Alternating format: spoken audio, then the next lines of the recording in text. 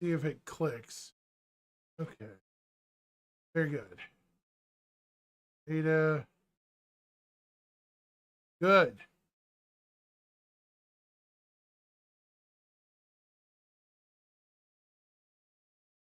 All right. So I think we're live.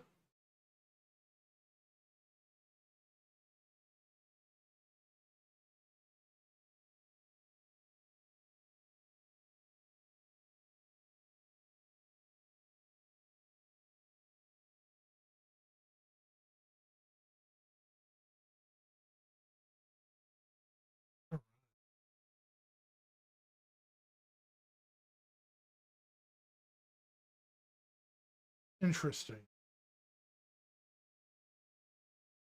Let's see. Sorry I've been away for a while, folks. It's it's been interesting.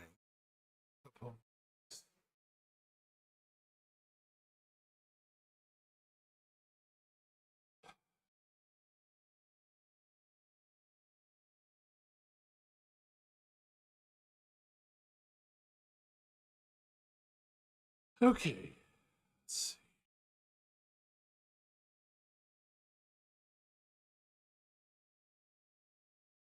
Been a while since I've been online. So, sure.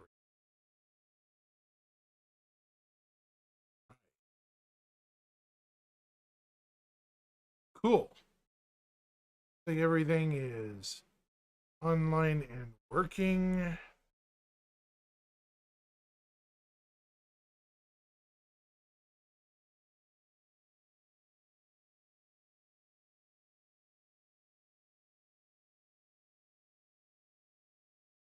I don't know why it keeps saying that.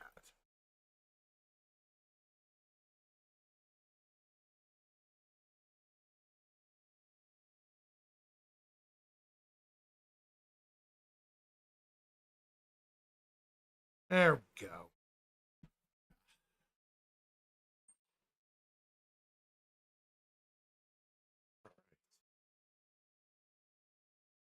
Very interesting.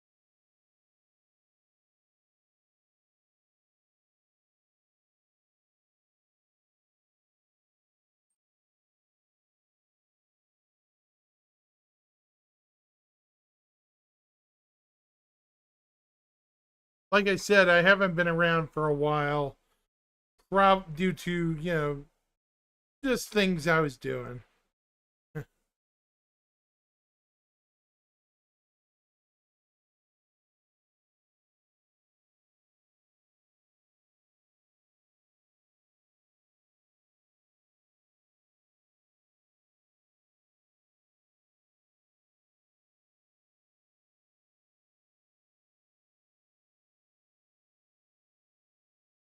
Interesting.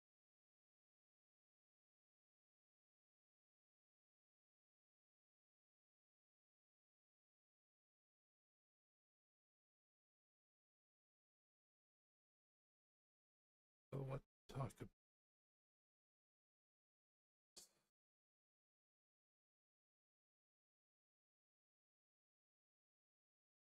Kind of setting up here.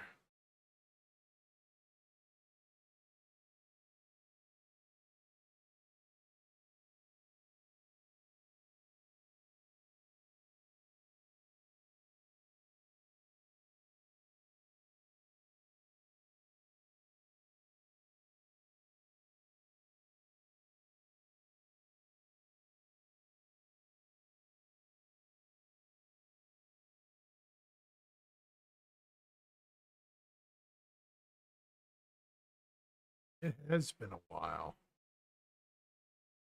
Not by choice either.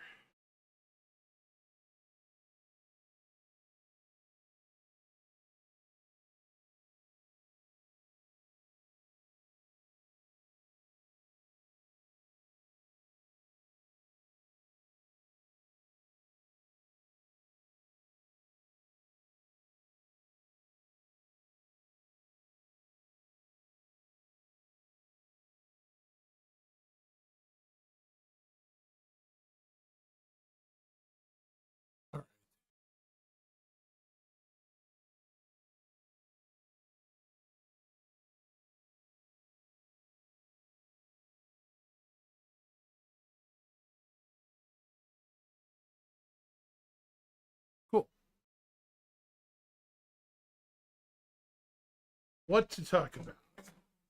Really good.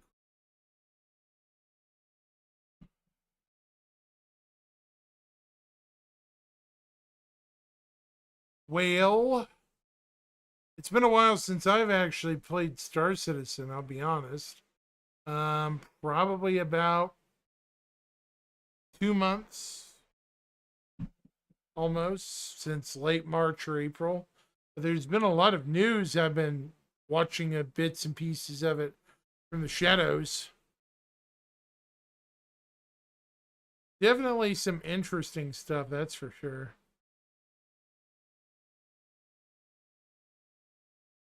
So yeah, it's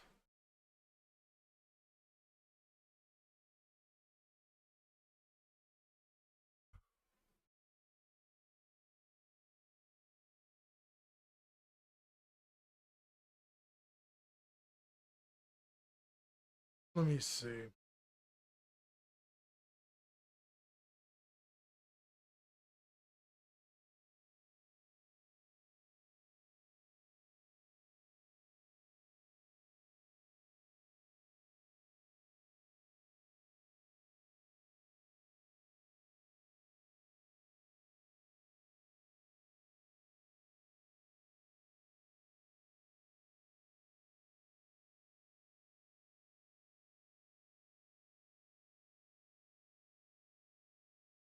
This is gonna move over here for now. Guess what I can do is a recap of the last month and a half that I've been gone. Probably the best thing to start with. So let's see. Where to begin?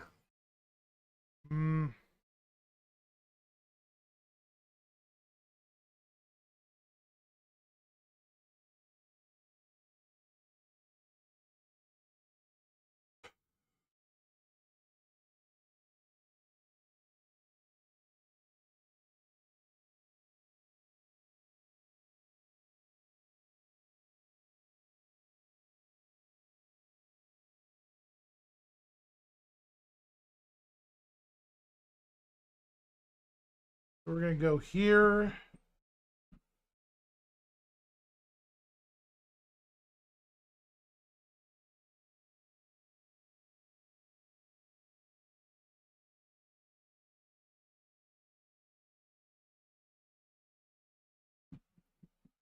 All right.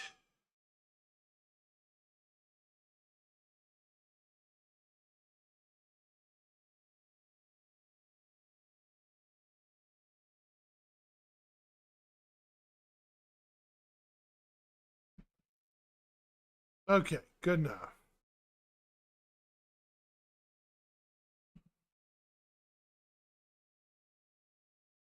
So where to start?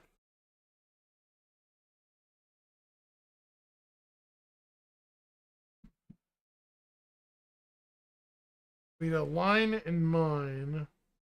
Behind the ships. I know I missed that. ISC performance artist. I think this is the last one I covered. Yeah. Right here. Go with behind the ships first. Atlas Geo.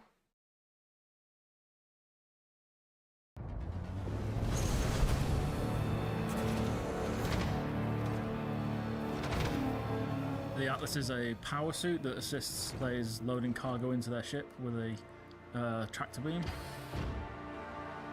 So it's supposed to work as a cargo carrier in your personal hangar to move giant boxes around.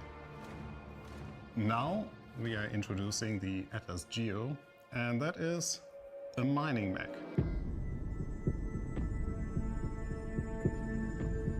The Geo's beam is a vehicle mining beam. But with the press of a button, you can reduce the power to fit the expected power of an FPS mineable. The Geo does not have the regular tractor beam, it only comes with the mining arm and the mining laser. But the biggest improvement or the biggest addition that the Geo will have is a giant backpack. It's like one of the regular cargo boxes. You can just pop it in. It'll fill up with ore as you mine. And it's got a little multi-tool storage on the bottom where you have your multi-tool, mining gadget, and the big FPS tractor beam. You can also bring spare containers. So once the container on your back is full, you can then detach it and replace it with a new one. But the most unique thing about the Geo is a new functionality: jump and hover.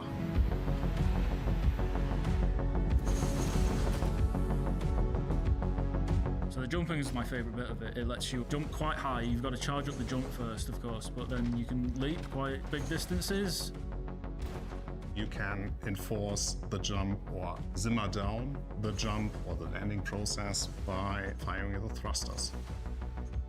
You can press space to jump and then keep pressing space, hold it to give a thrust and kind of fly. While you're in the air, you can maintain a small hover. You can adjust your Can I aiming just as say you're that this is the better of the two landing. mechs so far? If you get stuck in like a ravine or something, you can jump out to escape. It's hilarious. It's fun.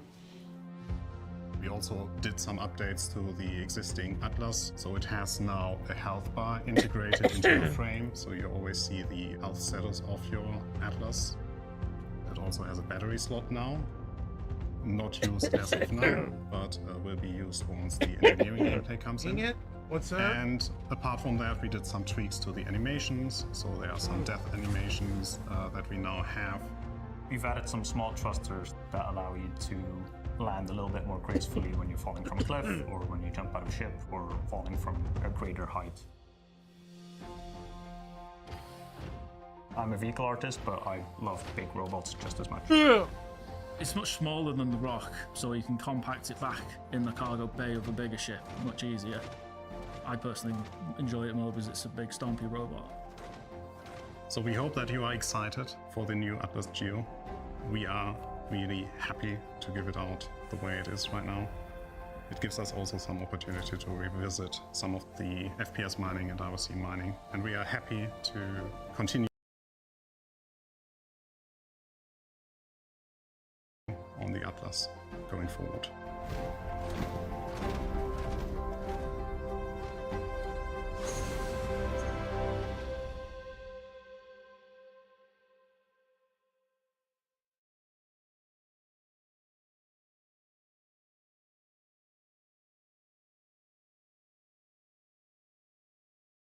Golem.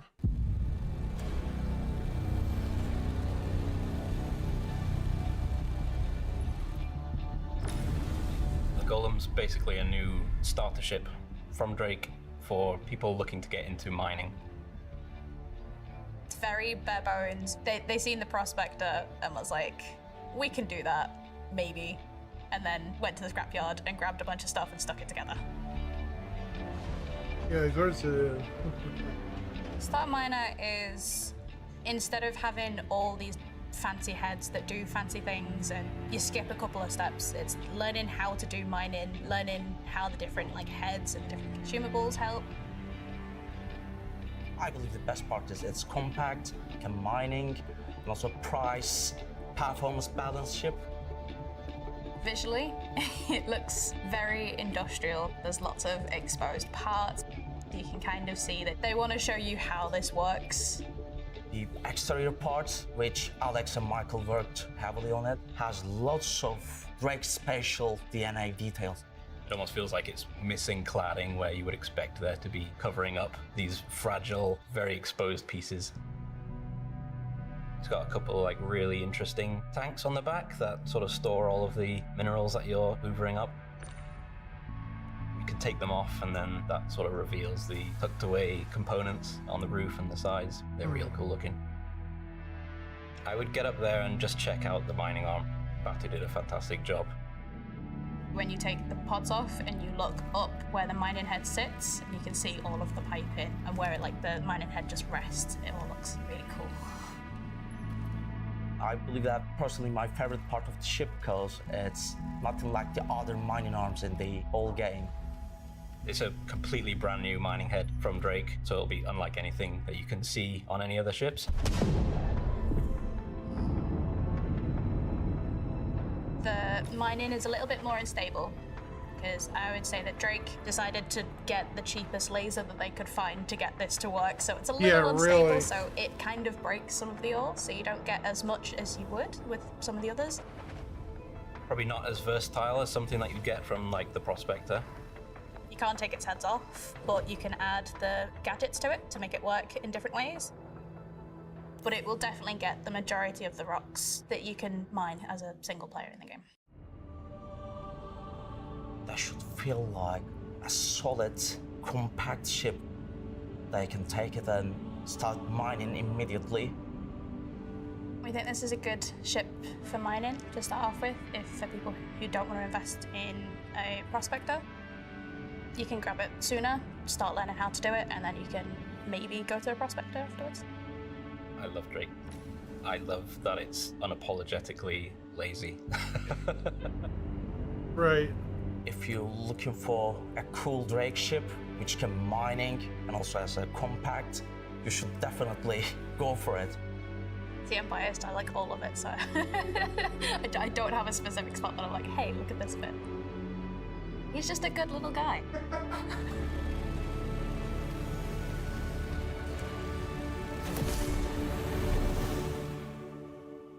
Okay.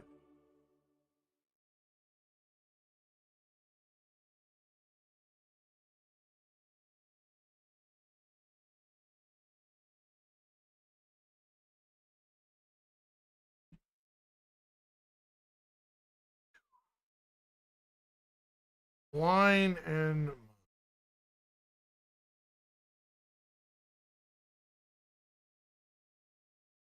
The last 4 months have been unlike any in Star Citizen's history, with each one bringing a new patch full of dynamic content, needed bug fixes, and long-awaited quality of life improvements. From December's 4.0, which finally brought our second star system to life, to picking a side in the ongoing fight for Pyro in January's 401, then building up the war chest for the continuing battle against the Frontier Fighters in February's 402 Supplier Die event, it's been one non-stop adventure in Pyro. But all of that changes when the story shifts back to the Stanton system in Alpha 4.1, with the introduction of new threats, new friends, and new opportunities for action, adventure, and acquisition. At 4.1, we're actually going to be introducing what we've been calling internally as sort of our B story. In a nutshell, the regen technology, which to this point has basically been allowing people to die and get regen back, the technology begins to fail. And that's being referred to as the regen crisis. So it's throwing the Empire into a bit of chaos and confusion because this technology that everybody thought was basically going to conquer death is not as effective as promised. yeah. Now for the player, nothing changes. You can just go about your business and it's business as usual. But for the populace, it's an issue. So at this point, the Imperator is basically going to start lobbying the Senate to start loosening scientific restrictions on research. One company, Rayari, has put the call out to the population to try to find these sort of very rare minerals to basically bring to their outpost to help fuel their research to help resolve the crisis. And the way you get those brand new materials is the Align and Mine sandbox activity.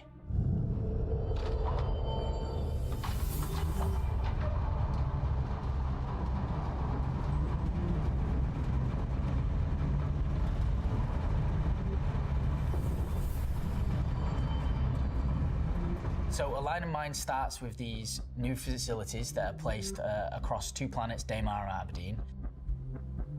These are Hathor-owned locations. Hathor is sort of an older company. Basically, they were kind of a mining consortium. But as the years were going on, they were doing worse and worse and worse. And so the idea was that Stanton was relatively recently discovered, and the facilities that Hathor built here were basically their last gasp. The purpose of these facilities was so Hathor could communicate and align with the orbital platform above them. They went all in on building these facilities in the hopes that it would yield enough minables and minerals that it would keep the company alive. Sadly, they were sort of mistaken and the company folded.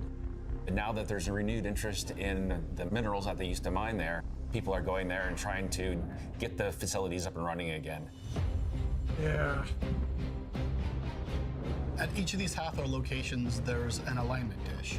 And the players have to go around and try to find out how to align the dish towards the satellite. So while these mining facilities have been abandoned, they are by no means vacant. Nope. While you're at the PAFs, you will be contending with Ninetails. Ninetails are just kind of the scavengers, the bad guys. They go everywhere, they just want loot, they want to get rich. They're just here to basically strip and clean what's left of these defunct stations. Maybe set up a camp or two and hold it as a sort of strategical point. It's essential that the players search the area as much as they can. I can't stress that enough. Once you've managed to find all 3 facilities and align them with the orbital platform, you need to collect the power banks that they've left behind on the surface. Now with the PAFs all activated, it's time to get in your ship and head up to the orbital laser platform. Be careful because there might be some certain Ninetail lieutenants kind of roaming around.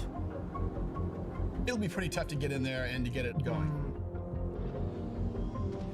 The power banks that you would have obtained at the platform alignment facilities need to be inserted into their slots at the orbital laser platform. Players can head inside, fighting through, again, more Ninetails while they try to get to this terminal in the middle. That will charge the laser, and players should see a really cool effect in their environment to signify that this laser is ready to be fired. So once you've armed the laser and it begins its sort of initiation sequence, you then have to go back down to the surface. Near where the impact is going to be, you'll be able to see this because it will be a crater. There will be a bunker nearby. This bunker is where you will do the final stage, which is firing the laser. Why are you making people go back down to the surface? Well, I mean, down on the surface is where the loot is. Like, that's where the treasure is. That's where you're gonna actually get the resources that you came to mine. Keycard accepted. It's so much better when you're down on the ground, you hit the button, you see this laser just pull, and there's all this shit going everywhere, and you're like, oh my God. It's an impactful moment. Cool. And there's that emotion of awe we want to inspire, and when we was testing it, the emotion is better captured when you're boots on the ground. This sounds really chaotic. Yeah, we haven't even touched on the worms yet.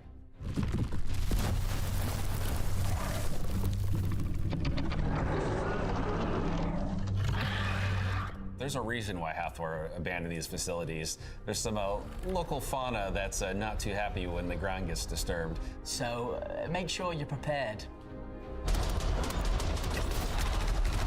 So we've been working on the Valakar for a while now, and we're really excited to finish off that boss fight and bring it to everybody as soon as possible.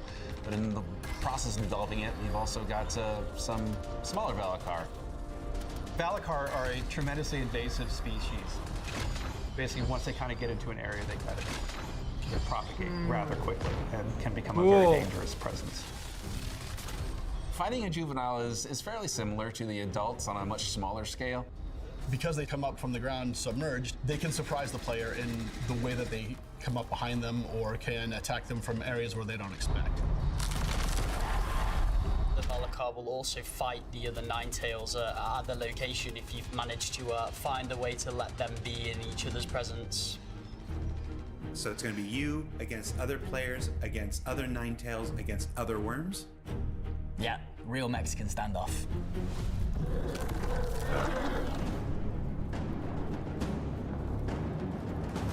So when the lasers finish firing, it will have mined into the surface of this planet, which will reveal a cave network.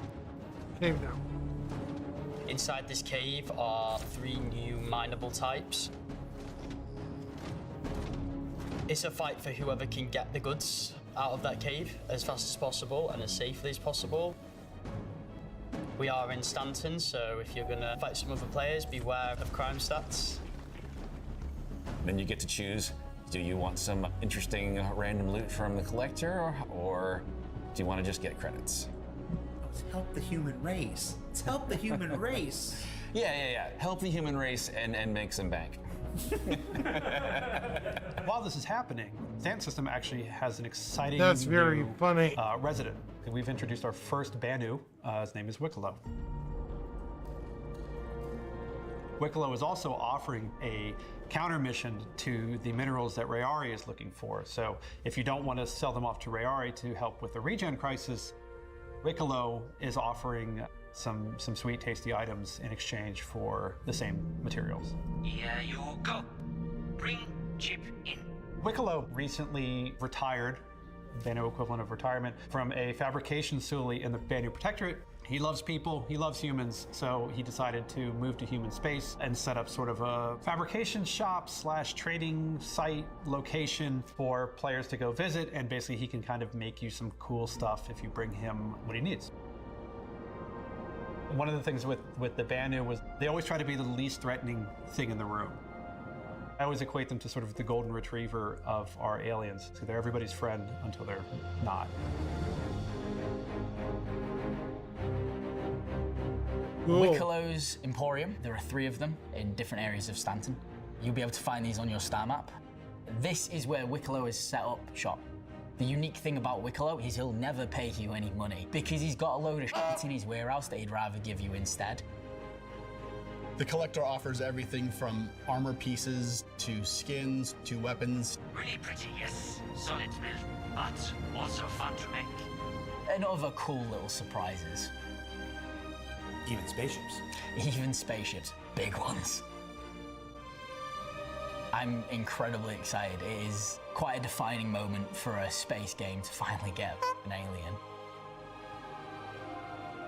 And the best thing about Wicklow is, as we keep moving and building out this universe, his presence will stay. You will keep needing to interact with him, he'll keep needing random things from you, so you better make good friends with him. Love the shirts.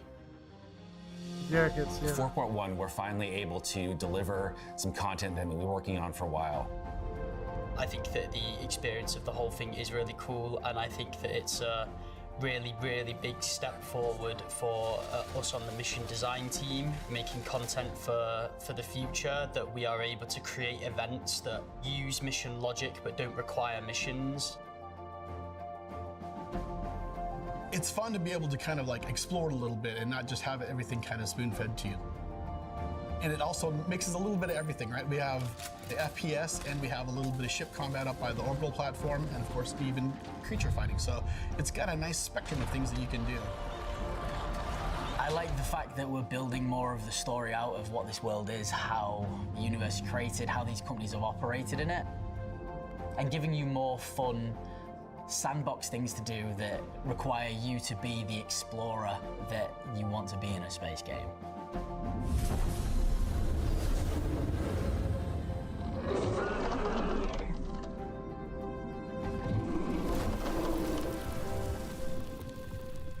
And with 4 patches in as many months, the introduction of a new ongoing persistent sandbox with a line in mind, the arrival of our persistent universe's first non-human character, a new system for acquiring rewards, brand new mining vehicles, and the beginning of a second ongoing narrative that's threatening the lives of NPCs everywhere. And no, I've seen the post, it's not Death of a Spaceman, not yet, or not soon. We're playing a really long game here. It's an exciting time for Star Citizen, and one that we're all super excited to share with you. So for Inside Star Citizen, I'm Jared Huckabee. As always, thanks for letting us share the people and process of game development with you, and we'll be right back here in just a few weeks with even more looks at the future of our persistent universe. Hopefully next week, chat. You know.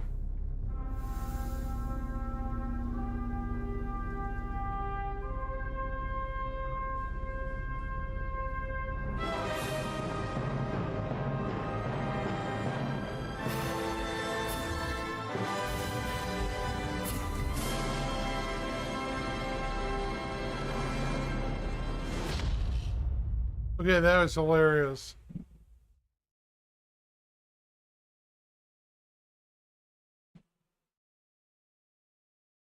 That was great. Yeah, G.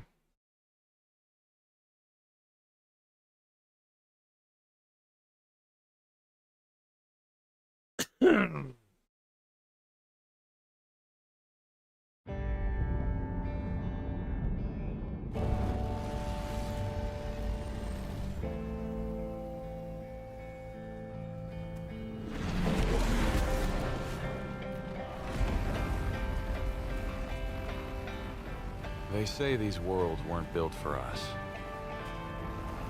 So, we'll just watch you tear them down. And smile as we mine the damned rubble.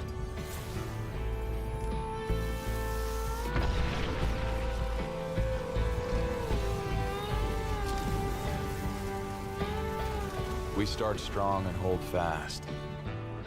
Work for grit, not glory.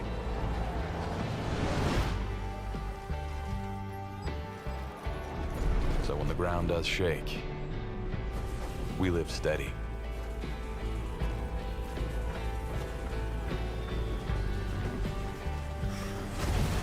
Sigh. Drake's I a love family, that. Sigh. old as dirt. First to take you in, and will never leave you behind. They weren't wrong, by the way. These worlds aren't built for us. So we'll build our own. Drake Golem. For the workers.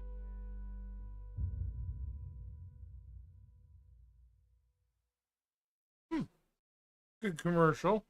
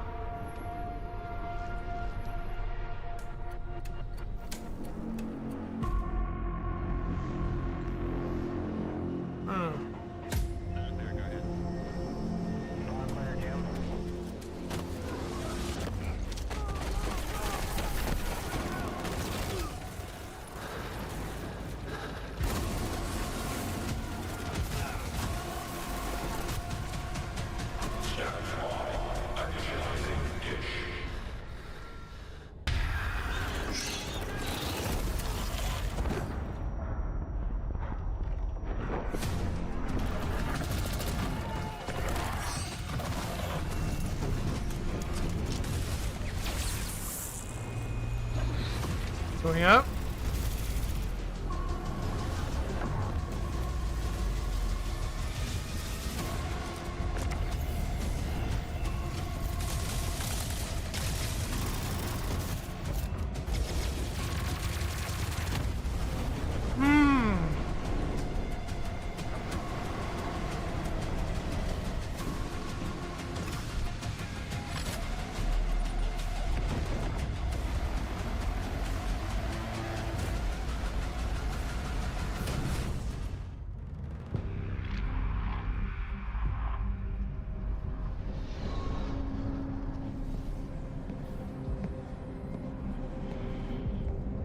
Welcome. Cool.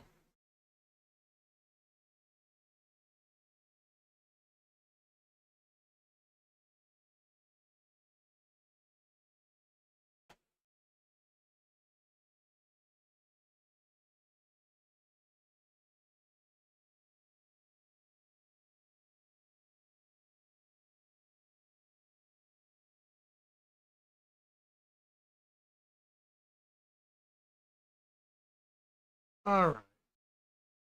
So we're going to go here.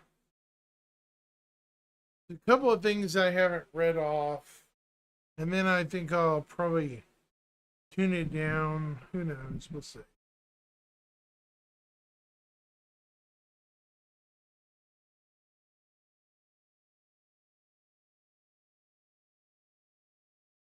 Week ago, subscriber 2 weeks ago, 15 weeks.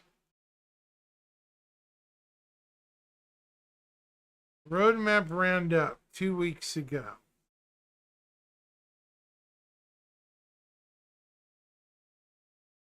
So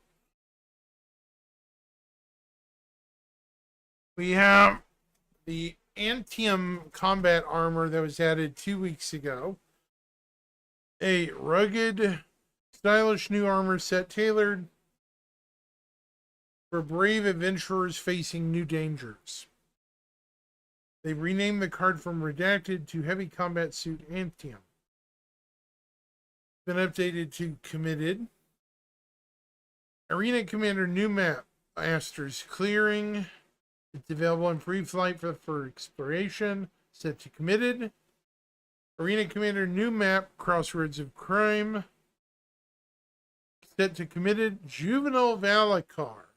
Set to Committed. Great Golem. Set to Committed. Atlas Geo. Set to Committed. No update to Progress Tracker this week. Okay.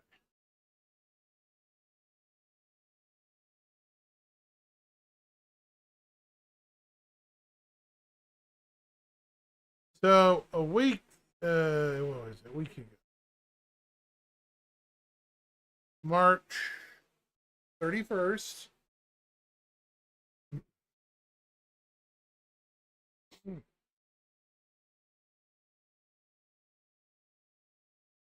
The report.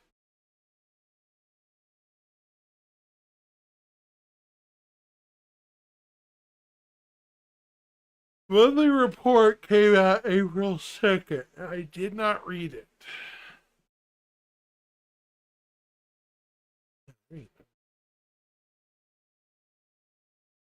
Subscriber stuff.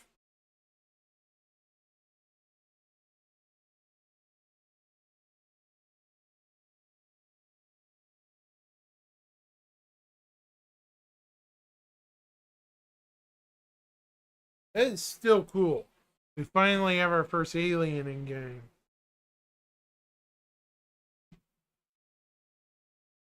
This month's flare features a Wicklow themed bomber jacket and holographic bust for your personal hangar.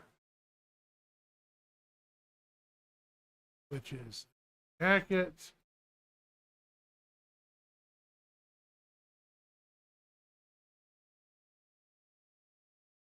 I like his. I love the bomber jacket. That is awesome. Yeah, really, it is awesome.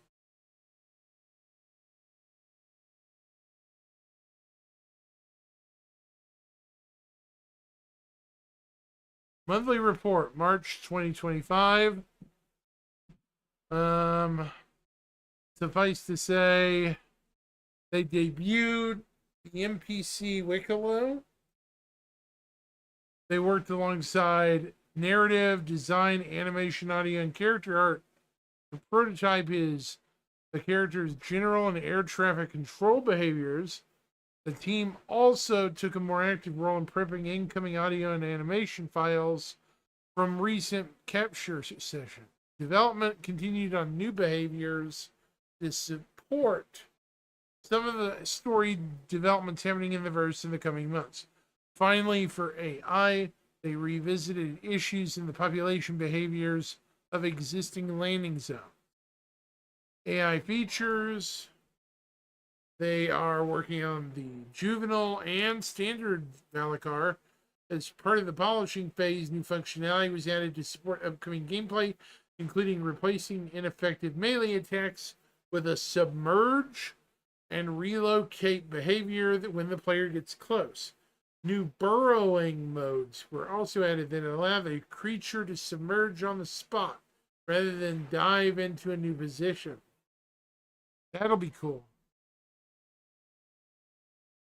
New firing modes were added to give better control over fire rate and per shot damage, depending on whether the target is on the ground or in the air. Bespoke firing animation variations were also added when firing at more vertical angles. The team iterated also on the Copian, integrated new chase technology for more effective attacks, including a leap. Ooh. The team also progressed with reaction animations for when AI detect compromised cover. This allows NPCs to appear more responsive to the actions of the player and react appropriately to new threats. Similarly, the team is refactoring the response to combat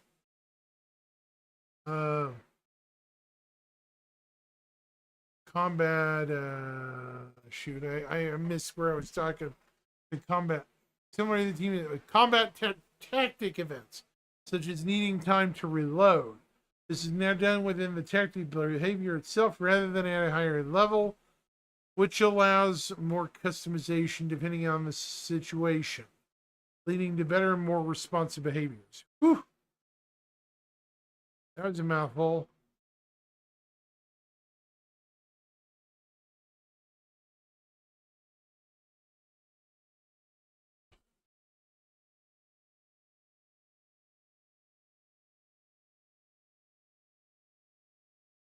Anyways, AI game intelligence development has had two main focuses: full implementation of views and organization and analysis for Mission System 2.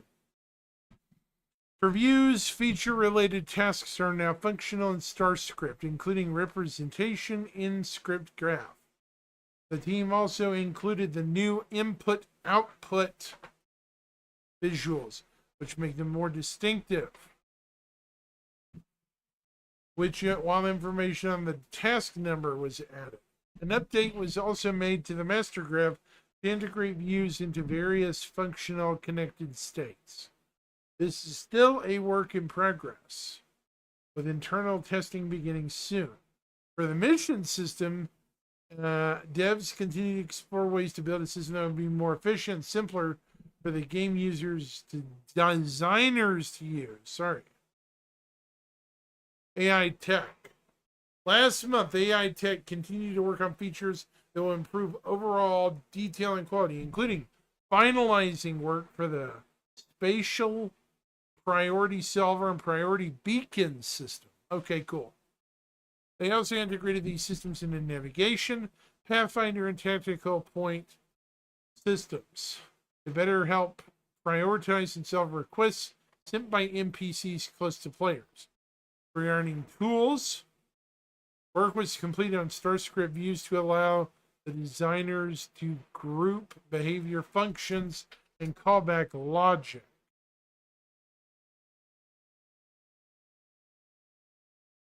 Making sure I can hear myself. There we go. Following this, work began on visualization improvements for the subsumption master graph. Additional adjustments were made to AI ship logic to enable it to work correctly with new flight modes. Okay. The team is currently working on NPC cover generation, optimizing places where cover will be generated, allowing it to be marked with various flags for better context during combat scenarios. For the navigation system, the devs fixed various bugs, including issues with tile triangularization generation cases and an object container export case related to navigation data. They're currently progressing with improvements to 3D navigation for spaceships and NPCs in EVA. Animation. Okay.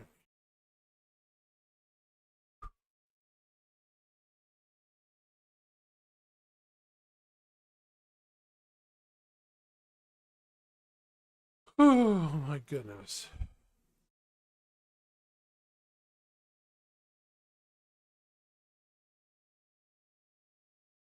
Animation.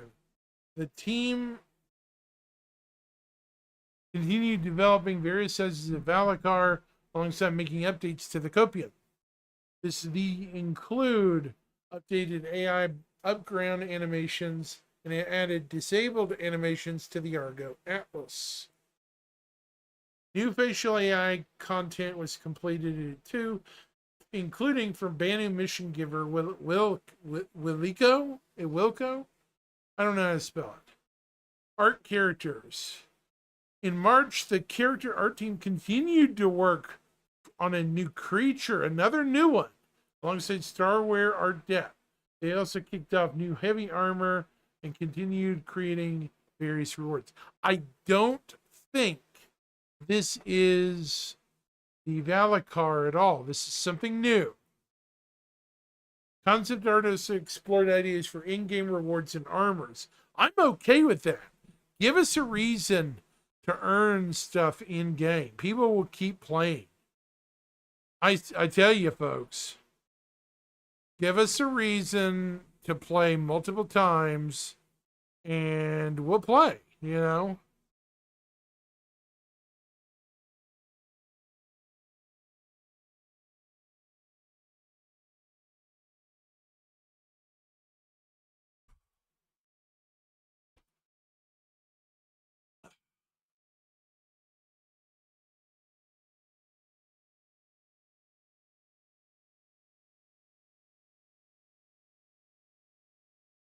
All right. Art ships. The UK-based content team completed the Golem and Atlas Geo mining suit.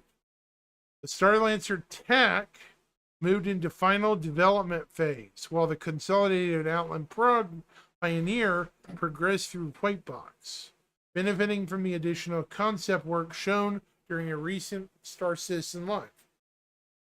An unannounced vehicle successfully passed through Greybox review and moved on to Lodo phase. 2 other vehicles received a bug fixing pass and final content work ahead of their release. No idea what these are, and another new ship is currently being prepped for its Greybox gate review. The North American team progressed with 2 RSI ships. First, the Apollo successfully passed its white box review gate and moved into gray box with support from the concept art team on the medical room design. Some aspects progressed significantly due to the utilization of the extensive RSI kit created for the Zeus and Polaris. The second, the RSI Perseus, passed its white box review at the start of March. Like the Apollo, some areas progress visually thanks to the RSI kit. Good. Work continued on 3 unannounced vehicles too. A variant of a popular ship, probably the Mantis, passed Greybox. Another variant is approaching Greybox review, while an all-new model enters production in preparation for its white box review in early April. That's going to be interesting.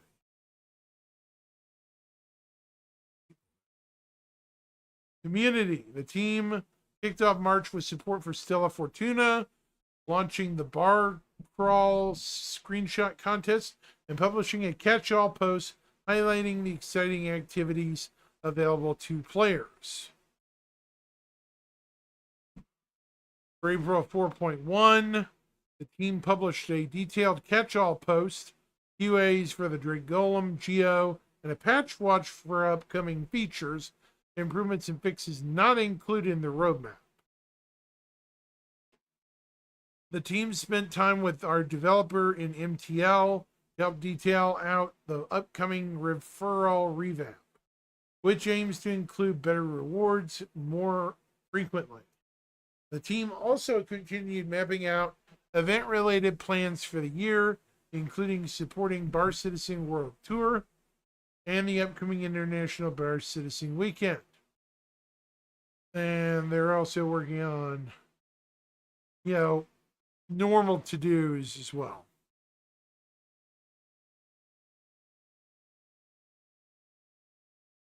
Core gameplay is going to be the real kicker here. Jesus.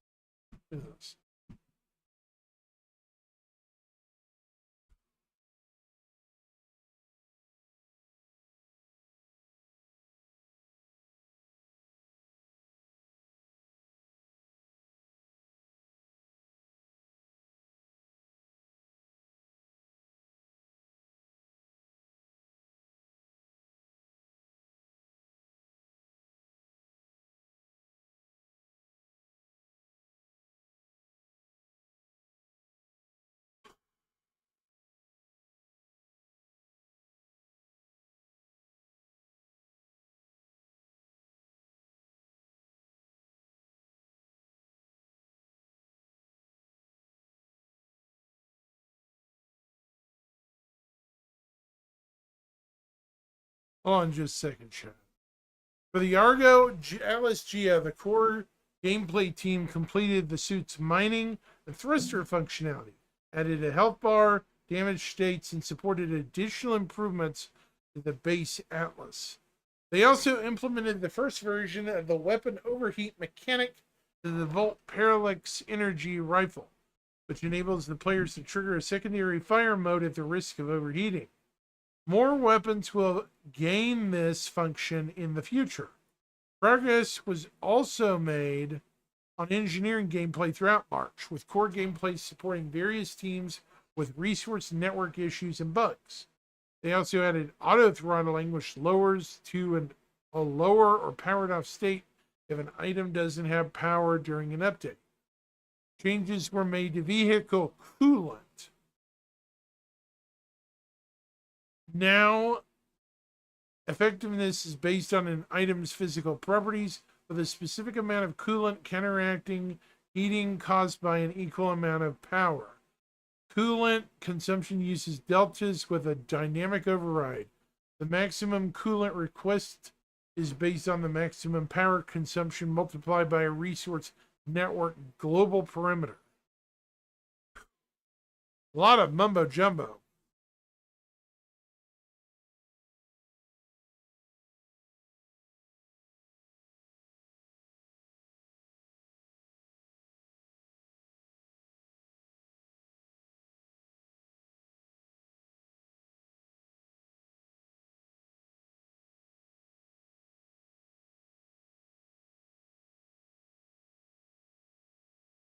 Okay.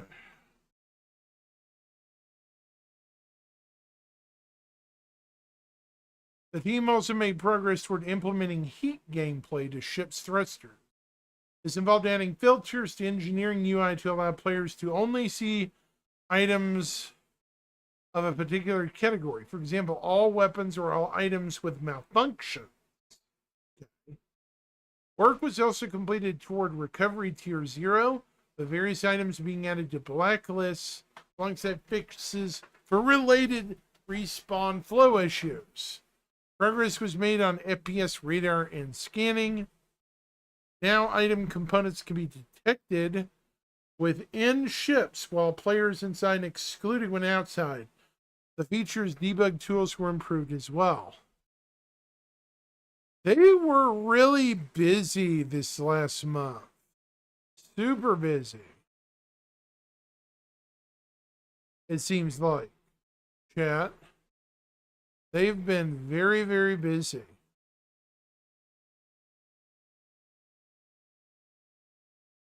The ongoing transit system rework, known as the transport system, progressed throughout March, with the team adding setup validation, debugging for non-physicalized carriages to better detect setup issues. The ability to connect carriage zones by transport network needing for mini-map routing was added, as were destination categories and priorities, with the means to display destinations on carriage panels. A reward mechanic for collection missions were added, which is used for the collector missions, while the ability to automatically retrieve items from freight or ship elevators via HUD notification was added. For mission system, the team fixed a bug preventing introductory contracts not counting toward difficulty progression. Sharing prerequisites was also implemented. Excuse me. This allows players to invite others to accept contracts they would otherwise be ineligible for, providing they meet a specific requirement, such as locality or reputation. Time was also spent on fixing bugs and improving robustness of the new player experience, alongside solving issues causing various missions to be disabled. Comms notifications progressed too, including one-way comm calls from mission givers to the players, and comms notifications being triggered by changing mission states such as completed or failed.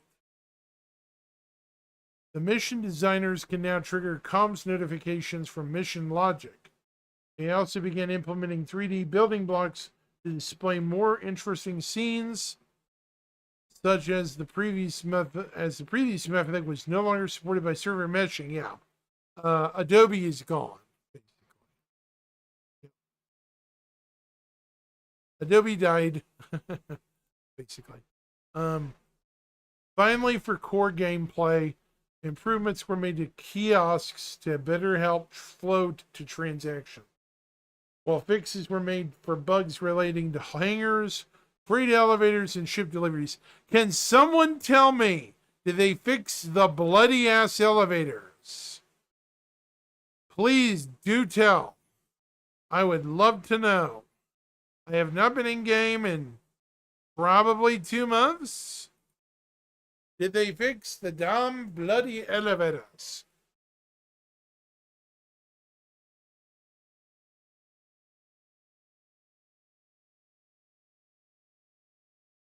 Out of curiosity.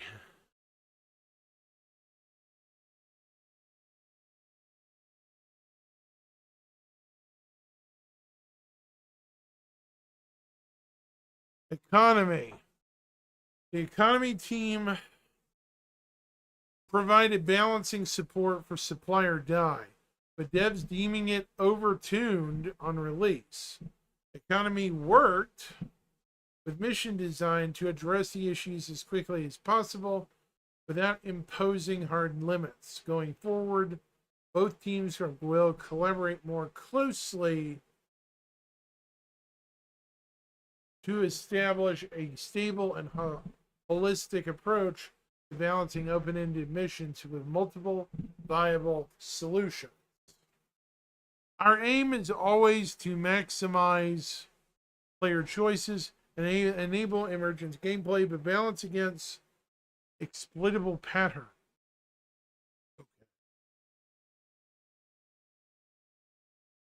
Graphics, VFX, programming, and Planet Tech. Last month, the graphics team overhauled GPU memory management. This allowed them to set new options, a visualization of the GPU memory required for each, and auto detection for suitable resolution, upscaling, and graphics. Gas clouds received a major visual upgrade thanks to the same distance shaping and shading technology used by planetary clouds. Global illumination was upgraded too, with improvements to the image stability and accuracy of both diffuse and specular reflections. Planet Tech 5 continued to make good progress, with the team finalizing the distribution and shading of much denser rock formations with more physically plausible placement. The virtual terrain team system is closer to completion, with runtime compression being worked on next. Good.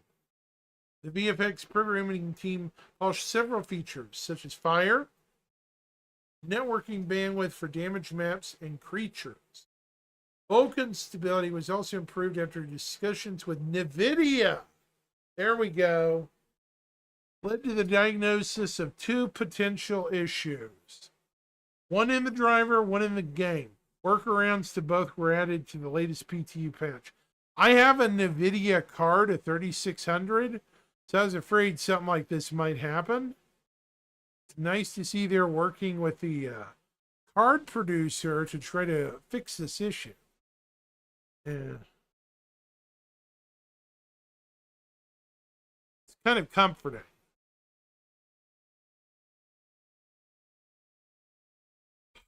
Okay.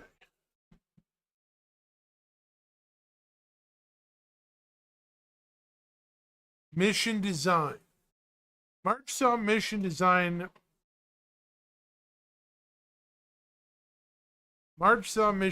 continue to fix older missions that were deprioritized in the refactor. Alpha 4.1 was unveiled to the community on the PTU, introducing a new sandbox activity that players can engage in for unique items. There's a big push to increase production value on missions, with a lot of departments helping to ensure the experience is the best we can get. The team also worked on Rayari and Willico, the two new mission givers who will require items found during the new missions. Okay, so Rayari will be an actual person. That's interesting. Very.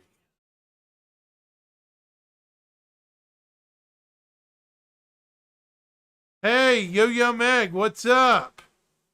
I see you hanging out. What's up? I know it's been a while. Hope you're doing well.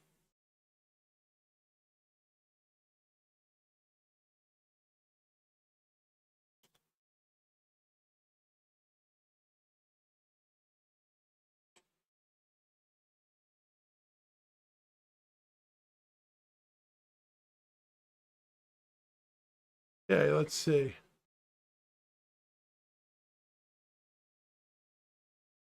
Okay, aligning, where was I? Okay, narrative, yes.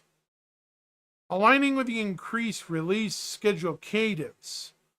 Alpha 4.1 was a major focus for the narrative team in March. For the new Hathor orbital mining facilities, this included adding discoverable data pads located around the site, polishing various missions that utilize the new locations, and working with AI to improve directional signage. Yeah, we had a lot of fun creating the character and making the, oh wait. The patch release also brought a major milestone to Star Citizen. Our first alien NPC, the Banu trader Wilco. We had a lot of fun creating the character and making the Emporium a place players will find enjoyable. Narrative team. Narrative also ran a capture session that focused on adding dialogue to several upcoming missions, as well as introducing 2 new faction representatives who players will work with during specific contracts. So, are we getting 4 mission givers? Is that what I'm seeing, chat? Or maybe I'm wrong.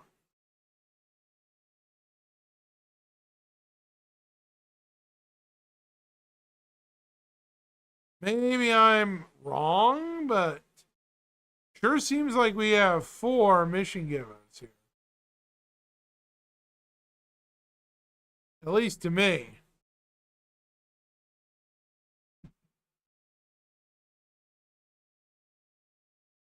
Because it says representatives they will work with.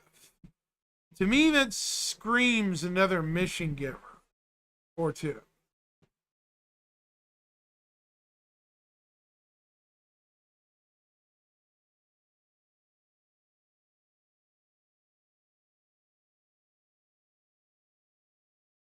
Maybe I'm mistaken. Who knows? Where was I? Additionally, the team helped refactor older missions with updated contracts. There's also ongoing work with design to refine some of the locations coming this year to ensure they will provide a rich narrative experience. Online tech. In March, the live team focused on improving the functionality of their main support tool Hex. The online services team worked on the first pass of the services ecosystem to support upcoming development by the gameplay teams. Various social improvements were made, including optimization to kicking members from groups, a create group flow, and rollback strategy for the add member flow. They also added metrics to identify the origins of Stilla DB queries, request logging options, and configurations to specify the number of concurrent requests. For analytics, configurations were added to HTTP clients and enable CAF connections. Permissions entities were removed from the shard tag while mission system was updated too. R&D. In March, gas cloud detail rendering was improved using techniques used by planetary volumetric clouds. Now the artists can refine the density provided by the original gas cloud volume database, VDB, via procedural noise using runtime shaping and erosion calculations. Moreover, edge albedo can be controlled to further emphasize the cloud's volumetric structure. Additionally, a configuration gradient was added to control the blend between the original and shaped density. This allows the team to keep the density of the original VDB data in thin areas of clouds while adding more detail to thicker and denser. For dynamic rain weather, here's weather, guys. Weather, the rain volume calculation was improved to ease content authoring. The vertical distribution along the local height of lightning events was also refined. Furthermore, the volumetric rendering of lightning was improved, enhanced, providing more flexibility in controlling the lightning gradient. Tech team. Tech Design spent March working on an upcoming in-game event, supporting mission design with gameplay entity and logic flow setup. And VFX finally progressed with their test for the Valacar. They also supported team locations for the effects of 4.1's missions, including the orbital laser platform, borehole, cave, and satellite dish. Very cool. Very, very cool.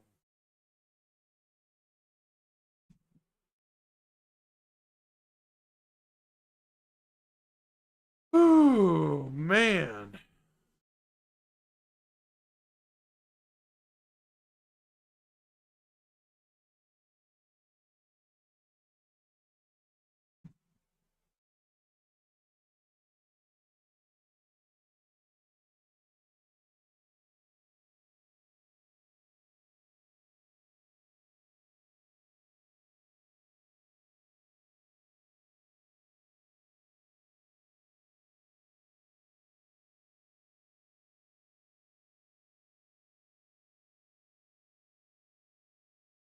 Okay. So that's the monthly report for March. That was put out a week ago. Hard to believe we're going to see the April report. May. Well, let's make a calculation, chat. It was March 2nd. This one came out. We should see the next one May 7th. So remember that date. I can't wait to see what they worked on in April. Really.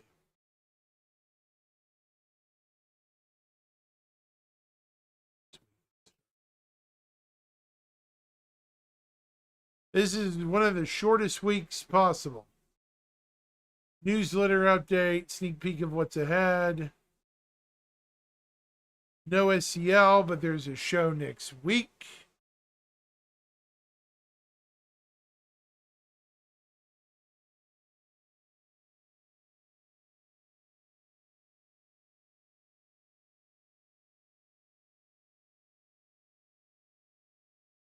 And then we have the roadmap roundup for today.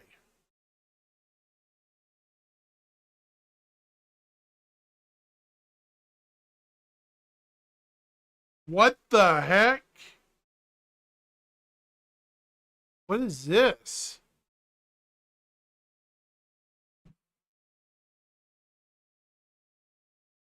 Wow, we got some new missions. Okay. I'm good with this. See, this is new to me. I haven't seen this yet.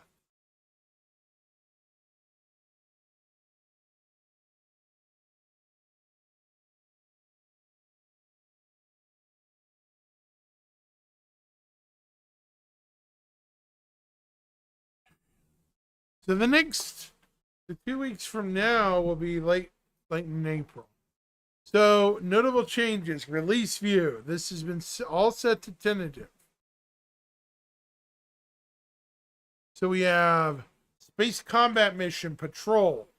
Adding a patrol mission that takes the players through a series of patrol points. At each waypoint, the players can run into a variety of objectives and encounters. Okay. Space Combat Mission Ambush. That tasks players to set up a trap in an asteroid cluster and ambush high value target ships as they pass by. I like that. Space Combat Mission, UEE Training Mission. What is this? This is cool. Okay. Added a suite of UEE training missions that teach players about various ship combat scenarios, including new challenges to the player progression. Set to tentative. And then we have Redacted Space Combat Mission. Set to tentative, adding a new Redacted mission. So we have all this stuff set to release. The Juvenile Valacar, the Atlas Geo, the Drake Golem, the Esther's Clearing. These have all been added to Arena Commander. 2 new maps, Esther's Clearing, Crossroads of Crime, blah. Sandbox Activity, a Land and Mine, Mission Giver Location, Wicklow's Emporium, Mission Giver Wicklow, release. Heavy Combat Armor Antium, added release. Hathorn Mining Station, released. Ground Alignment Stations, released. Volt AR Parallax Rifle, released. And then we have Progress Tracker of Space Combat Missions, a new set of combat ship missions featuring improved scenario design and refined storytelling. This is some cool stuff, folks. Let me just say that. I've been away a while, and I had no idea this stuff was even added. That is so cool.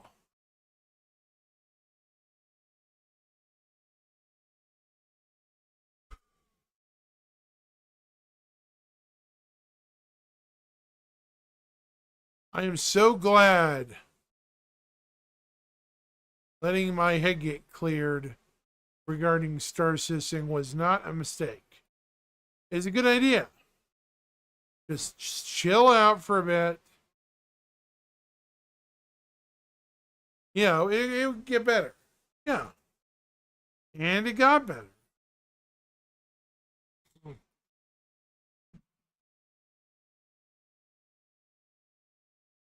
Or at least it's trying to.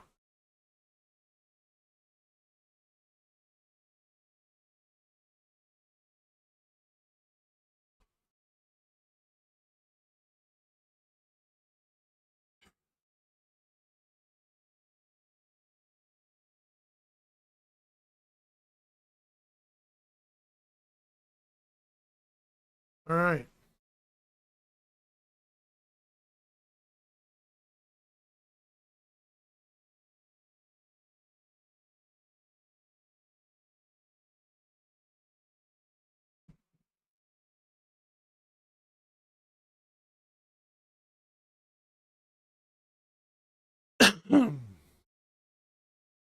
Might have to go get a drink here in a minute.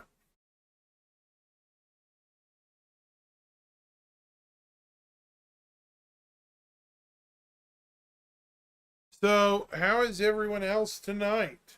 How are the servers treating everyone? Out of curiosity.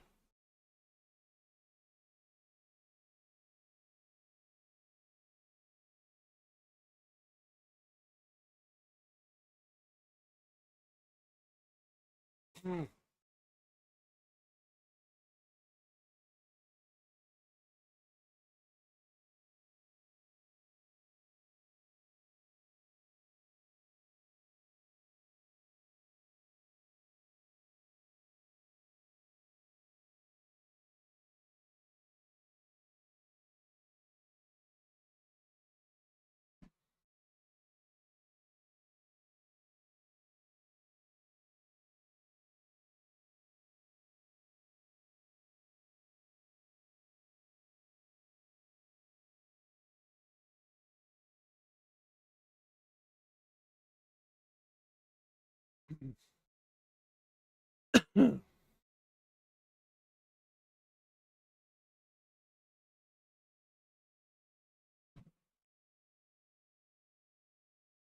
also some big rumors floating around. I don't believe them yet. I want evidence, but this year is shaping up to be interesting. I'll put it that way. Interesting. I mean, it started slow. I understand that. But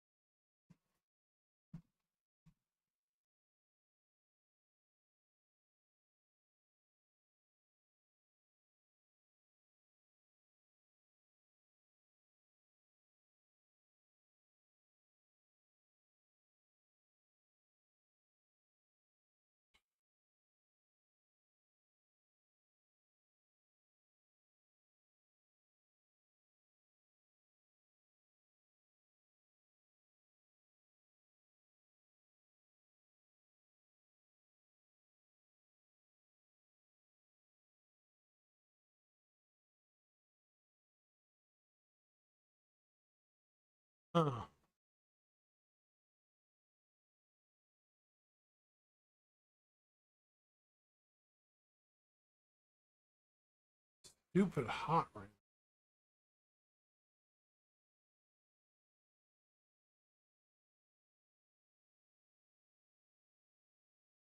But while we're on the subject of games, was anyone looking forward to the Nintendo Switch 2? Honestly, I'm very tempted to not buy it. Just for the simple fact that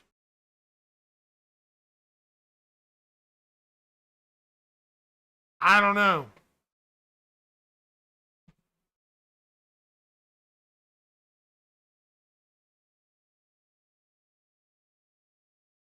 And it's got nothing to do with the you know what. It's just I don't have the money at the moment.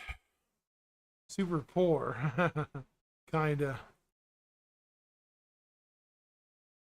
Unfortunately, money costs work and stuff. Hmm.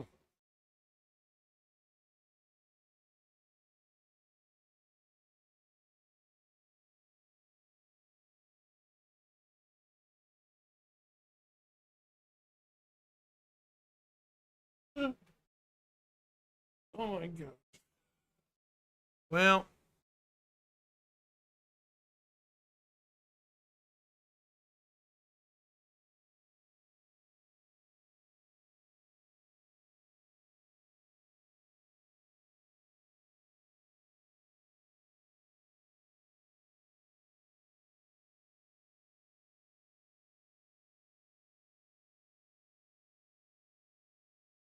okay. Like I said, I took a break from Star Citizen for a bit. I had some schoolwork to focus on and yeah, dive into that. Looks like though when I come back in, things will be a little more smooth. Is that what I'm understanding, chat? Hopefully. Because when I left, it was kind of in a rough spot.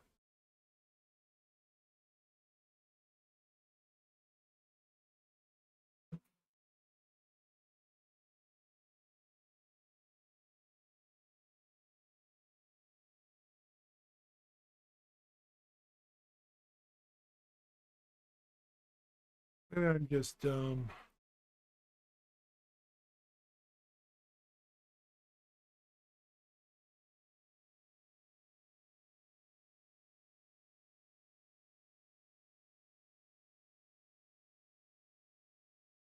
these combat missions are very curious. Very, very curious indeed.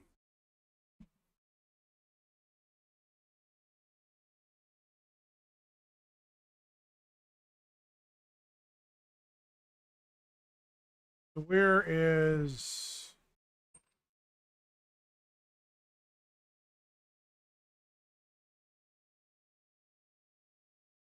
Now, I keep hearing I need to watch this video.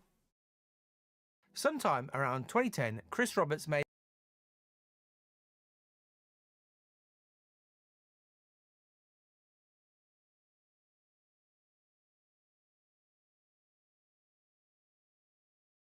Oh, by the way, shout out to 10 Pound 42.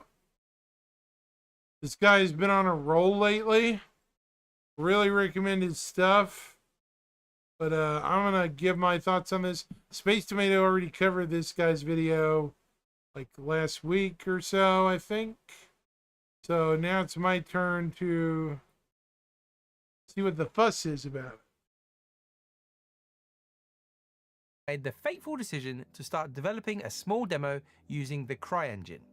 Star Citizen was born, but for many years, choosing to go with Crytek's engine looked like it might have been a huge mistake.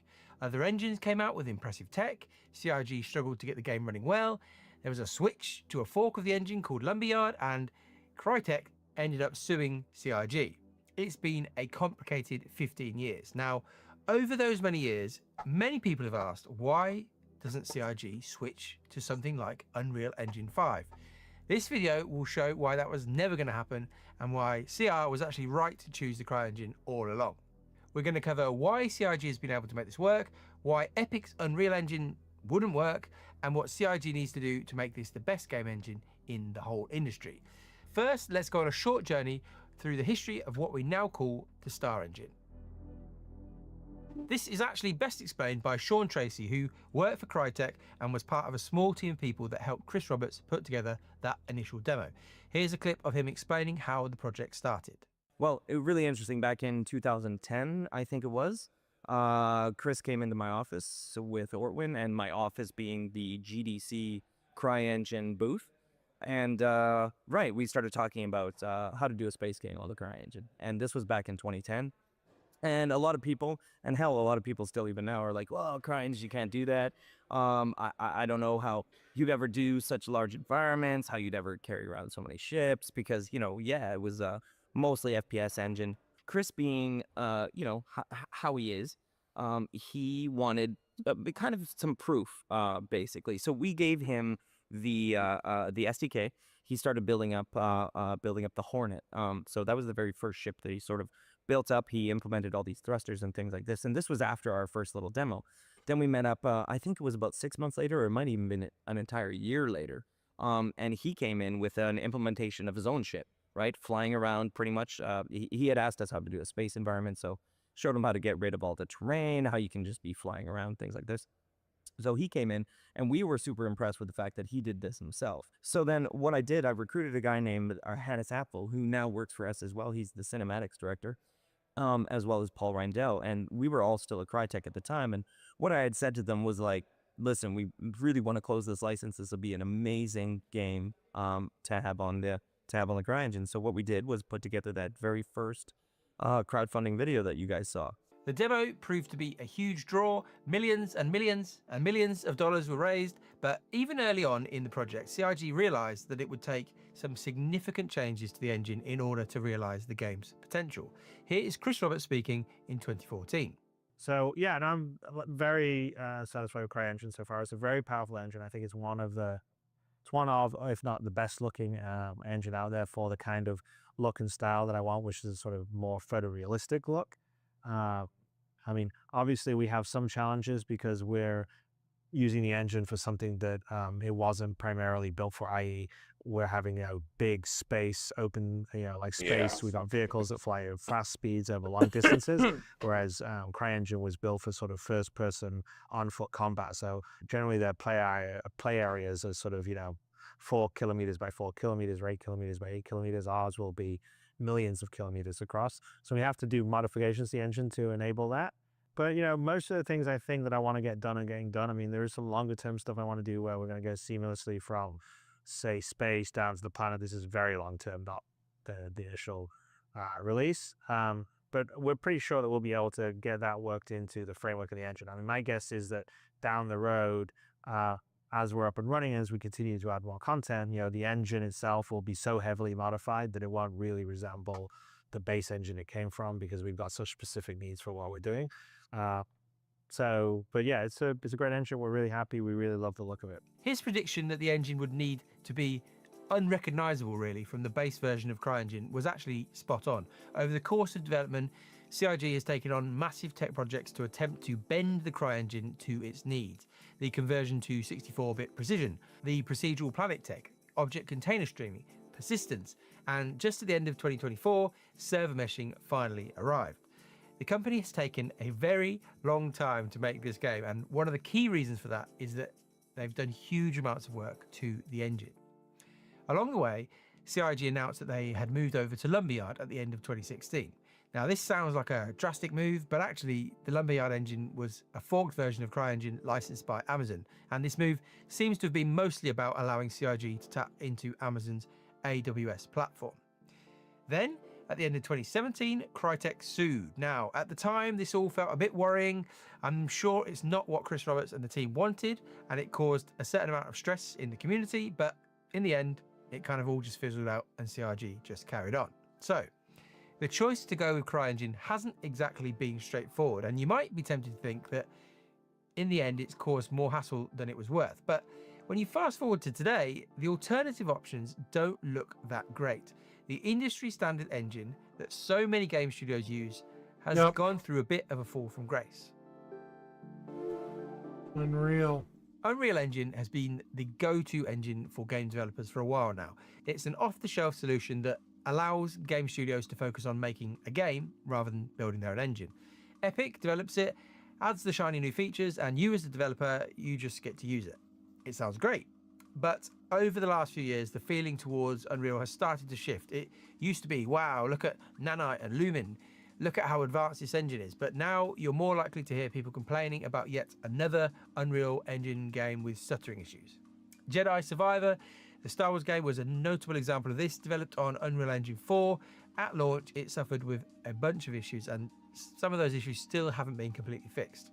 And unfortunately, some of these issues just carry over into Unreal 5 engine games. There are plenty of examples of just games that don't perform very well on Unreal Engine. The reasons Star Citizen could never swap over to UE5 are best summed up by the thoughts of the studio director for another CryEngine-based game, Kingdom Come Deliverance 2. KCD 2 has been really well received and by most accounts performs really well. And the co-founder of Warhorse Studios had some pretty blunt things to say about Unreal Engine 5 about a year ago. Here's a section from a Windows Central article. In an interview from 11 months ago, the co-founder of Warhorse Studios, Daniel Vivara, was asked why he chose CryEngine to power Kingdom Come Deliverance 2 versus something like Unreal Engine. At the time, nothing else could handle it like this, and to be fair, Unreal couldn't run it even today, Daniel said in February 2024. He continued, I talk with the guys who are making The Witcher, or from studios that are just trying to make some open world games on Unreal because there aren't really any open world games on Unreal. Assassin's Creed, everything like that is on their own engine. CD Projekt Red just switched to Unreal, even though, in my opinion, they had a really good proprietary engine. I talked to someone whose name I obviously can't say and said to him, so how about Unreal? Great, we already have pieces done like some landscapes. And I said, well, what about the open world? Not yet. When did they announce it? A year or two ago, and it still doesn't work. UE5 just doesn't seem to be that well suited to large open world games in its current state, and never mind a seamless galaxy simulator like Star Citizen. You might say, well, surely some game developers can fix some of these issues, that's their job, isn't it? And the answer is probably more complicated than we've really got time for here, but all game devs are not equal. Most game studios don't have the skills, knowledge, or the time to do major engine refactors for UE5. One of the key reasons that a studio will choose Epic's engine is because Epic is supposed to look after all the hard stuff. Epic's engineers, the people who built the engine, are supposed to fix major performance issues. Things like shader compilation or traversal stutter, they're just not problems that most game studios want Excuse to me. or can fix. So no, Unreal Engine 5 is not the arts of Star Citizen. Most of the work that CIG has done transforming the CryEngine would just have to be done all over again to Epic's engine. CIG's version of the CryEngine can now do so many things that UE5 can't. To abandon Star Engine now would be It'd be genuinely kinda stupid. insane. But if fixing Unreal Engine is too much for your average game studio, how did CIG manage to utterly transform the CryEngine? There are three main answers to this. One, we, the community, gave them loads and loads of money. Two, they've been given so much time, more than a decade. And Hey, three, Bears! the most important, they hired a bunch of Crytek devs Oh, with 7, years man. and years of experience in the CryEngine. You could argue that if Finally, Crytek my had first been able to pay their commentator staff after an properly, hour and a half. Star Citizen might be nowhere near as successful as it is now. Welcome, welcome. When CIG started up back in 2011, 2012, they had the same issues that other studios have with Unreal Engine now. They didn't make the engine, and their understanding of how it worked and how to modify it would have been seriously limited. But what if you can solve that by hiring a load of people who have worked with the engine for years and some who are heavily involved in the architecture of it? Well, that's effectively what happened. Here's Sean Tracy again explaining how he came to work at CIG. I mean, it's pretty public, but Crytek had some financial issues, so this was kind of an easy move. And there was a lot of different licensees that were talking to a few of us about moving over to them. And honestly, I'd always wanted to work on. I always wanted to work on Star Citizen. Crytek, over the last 10 or so years, has been on the brink financially. At various points, Good to there have hear. been reports of staff not being paid, and understandably, that has led to some developers leaving. And CIG picked up many of them. Crytek has a studio in Frankfurt, and guess where CIG happened to base their German office? Yes, it's Frankfurt. CIG managed to very effectively recruit some absolute CryEngine wizards, and if you go back through the Star Citizen YouTube channel, there are countless examples of devs who came over from Crytek. This is pretty much the secret sauce behind why CIG has been able to push the engine so far. People who would have had years and years working the CryEngine have been able to slowly refactor it into the Star engine. Without these key hires from Crytek, there's no real way that the scope and scale of the game would have expanded so much, and therefore CIG wouldn't have been able to crowdfund nearly $800 million. And the fact that the community threw money at the game definitely helped.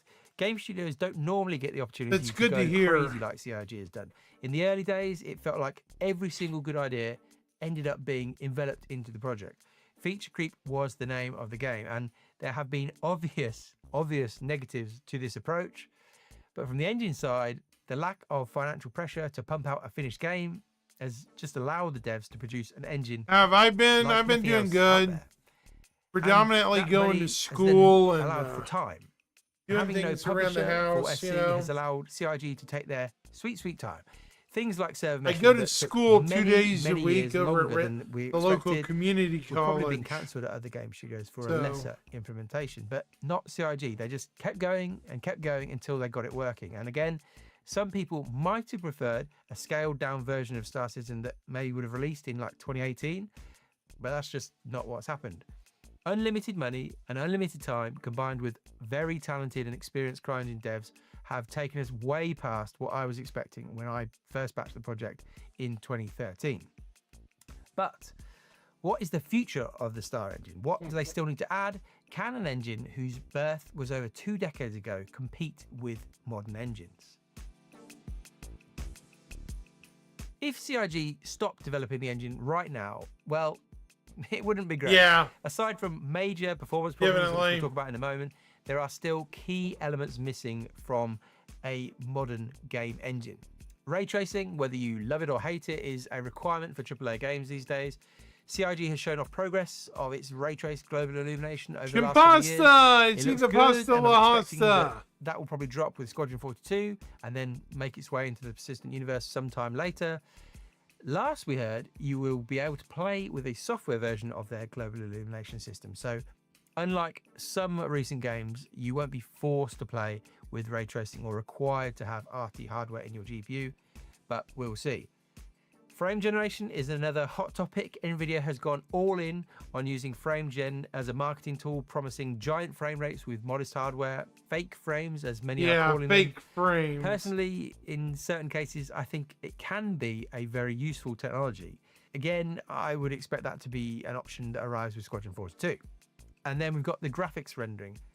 DX11 has been used from the start of the project, the base version of CryEngine, that's what it used, but CIG has been slowly, very slowly rolling out Vulkan. Lots of reasons why they've done this, Vulkan but is not really the time a to go really into good here. engine. They've not finished this task yet. We're still waiting for the version of Vulkan with multi-threaded rendering, but it is in progress.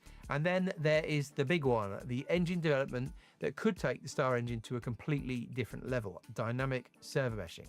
The current version of static server meshing that we have in the live game consists of one shard made up of 10 servers with 600 players.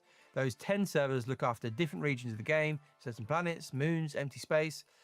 But the issue with this approach Smiley is that you can face. have certain servers with higher proportion of players. I and then live others to with serve. Sometimes maybe less than 10 players. Oh, this guy? And therefore, Yeah, server tick I rate can recommend vary him too. pretty massively between different regions He's of the game. he's The got server some for good Lorville, points. for example, often has way more players on it than the server looking after Checkmate Station in Pyro, in my experience. Dynamic meshing aims to fix this by allowing servers to dynamically resize as needed. So if, in my example, Checkmate Station only has 15 players on it, that server's influence could either grow to look after Aposta more of Pyro, Lahasta or maybe returns. just be taken over completely by another server. More servers could spin up in Stanton to look after the higher player count there. And if lots of players decide to jump to Pyro, well, then the servers would dynamically change to the best configuration. That's the theory behind it, at least, but the key point is that rather than some devs at CIG having to work out all the load and balancing for the server meshing, the system should be able to scale and morph on its own. Who knows how far away this is? My prediction is it's probably a while away, but this is what should, in theory, allow for massive player counts. Apart from those big changes to the engine, CIG has also laid out their plans for Planet Tech. At last year's CitizenCon, things look like they're going to take another step forward. People sometimes worry about Star Citizen's graphics and maybe they won't hold up, the engine's so old, but Chris Roberts is all about fidelity and immersion, those amazing words, and I really don't think we need to worry about the game's graphics in any way. Compare that first early demo to what we have in game now, and it's complete night and day. I think we can trust the graphics department and the artists. They've done a very good job so far. The last major thing that CIG needs to focus on to truly have a next-gen engine is performance. It's no good having all this cool tech, but the frame rate is on the floor. But unfortunately, that has been the story so far. I suppose in some ways it's not surprising that such an ambitious game would be so demanding, but currently you need absolute top-end hardware to get past 60 FPS in the most brutal parts of the game. But CIG's plan to optimize the game in 2025 does seem to be paying off. This channel is all about Star Citizen performance, and over the last few patches, things are gradually getting better. Good. But the company simply has to keep going. The game is still super, super tough to run on mid-range hardware. So let me check with you, Bears. I again think that Star Citizen's performance fate is tied to... So Bears, what amount of performance are you getting? Are you getting pretty good performance? Squadron 42. I know that some of the optimization work that CIG did for CitizenCon, the playthrough of Squadron, was planned to make its way over into the MMO, and I think that is what we're kind of relying on this year. As CIG optimize their single-player game, the hope is that the work comes over to the multiplayer game.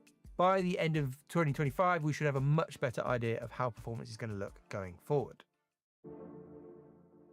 So, CIG are not quite there yet, but the Star engine is shaping up to be a bit of a masterpiece in my opinion. Thanks to clever hiring strategy and plenty of money and time, Chris Roberts' choice to go with the CryEngine all those years ago is now looking like it's going to pay off.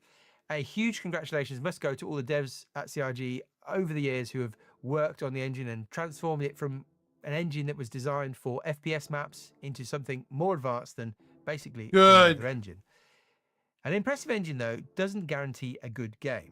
The next big challenge for CIG is to turn Star Citizen into a good game, but I think it's safe to leave the request to switch to UE5 firmly in the past. Aren't they on like Unreal 6 now? Yeah. Are they on like Unreal Engine 6 or something? Remind me, chat. Unreal 5, sure, maybe they could, but I mean, sure, maybe they could, but why would they want to go back a gen? Right? Let's see.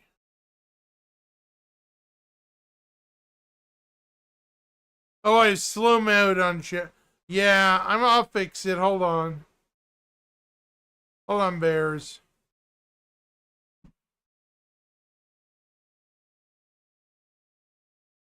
No worries.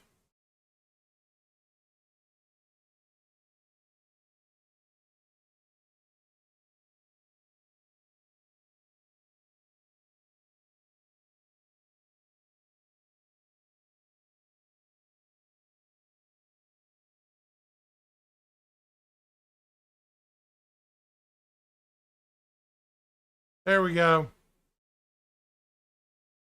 We should be good.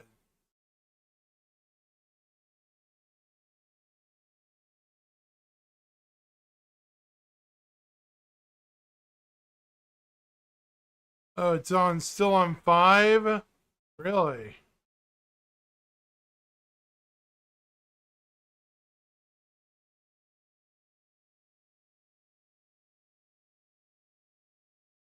Yeah, that's funny.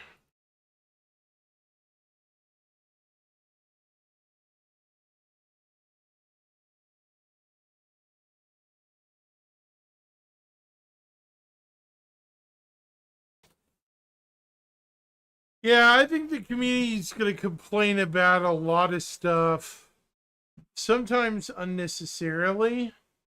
You know, I heard an interesting theory this afternoon, too.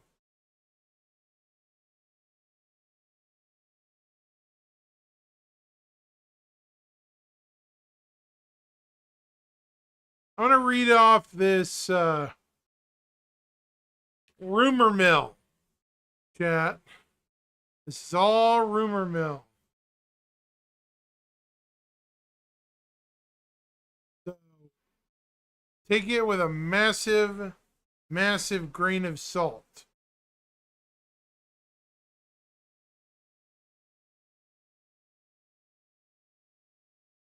You've been warned. No idea this is real stuff. We shall see.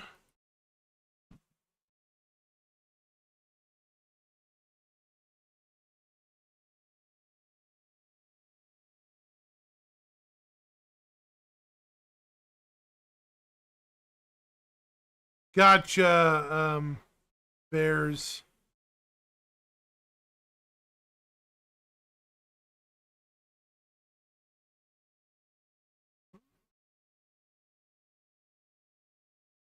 They no longer do. I guess not.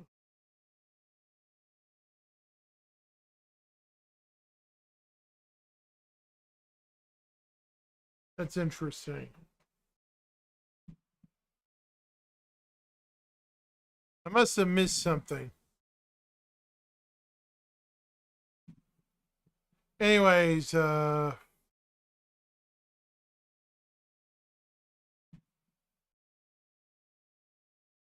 was I reading? I was on somebody else's file. I noticed that Leaks didn't post anything this week. Well, one of my guys did some snooping, bears.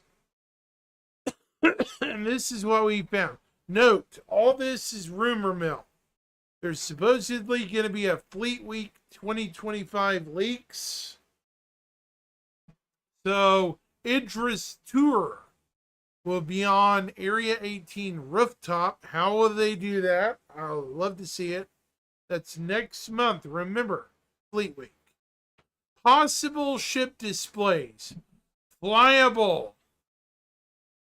Starlancer TAC. Yeah, I understand that, Bears. You do have to have something powerful. Flyable Starlancer tech. Likely display only, no interior. Starlancer build. Flyable Anvil Paladin. New straight to fly.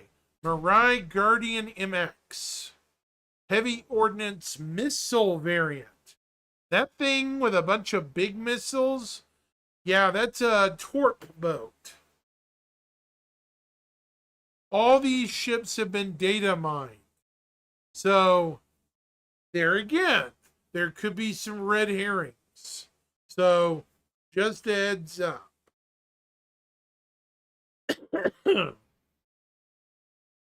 New size 10 and 12 torpedoes coming in the new patch. Bearing EX 10 T10 Executor size 10 torp.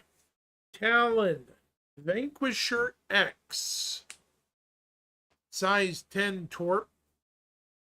Another bearing size 10. Name was duplicated. Talon Calamity 12. Size 12 torpedo. Wow. Each torp will come in cross-section, electromagnetic, and infrared versions. New Gillies Pilot School combat tutorial missions. Everything from single hostile targets to in-game Polaris ship with escort battle. New Wickelow's rewards. Aegis Saber Firebird War Special. Aegis Saber Peregrine Willico's Speedy Special. Crusader Intrepid Wicklow Work Special. Starlancer Max Wicklow Work Special. Zeus CL and ES Work Special. Race to Regen Global Event. Now, apparently this is to be a leaderboard style event for which players contribute the most to the global event. So it's like a race to the finish. ASD Pyro Research. Something event or something with eggs is talked about, but not much info. Physical scripts currency. Mercenary script. Council script used for mission payment rewards from Mercenary Guild and Council. Will likely be the first of the guild reward store currency. Should be a physical item. Interesting. That's kind of odd, isn't it? A physical currency. Hunt the Polaris Fleet Week event. Most likely replacing Xeno Threat this year. Thank God, no more Xeno Threat. Right, Shimpasta? I mean, people are sick to death of Xeno Threat. We've been Xeno Threaded out. Jesus. Too much Xeno Threat.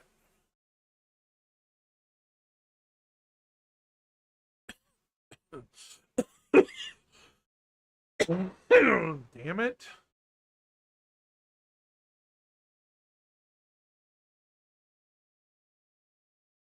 I mean, seriously, guys.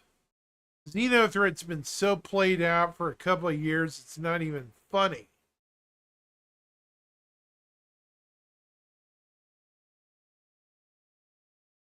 I'm sure a lot of people in chat agree with me. The fact that we're getting a new Xenothreat mission is interesting. New mission replacing Xenothreat, not Xenothreat. We'll just have to wait and see.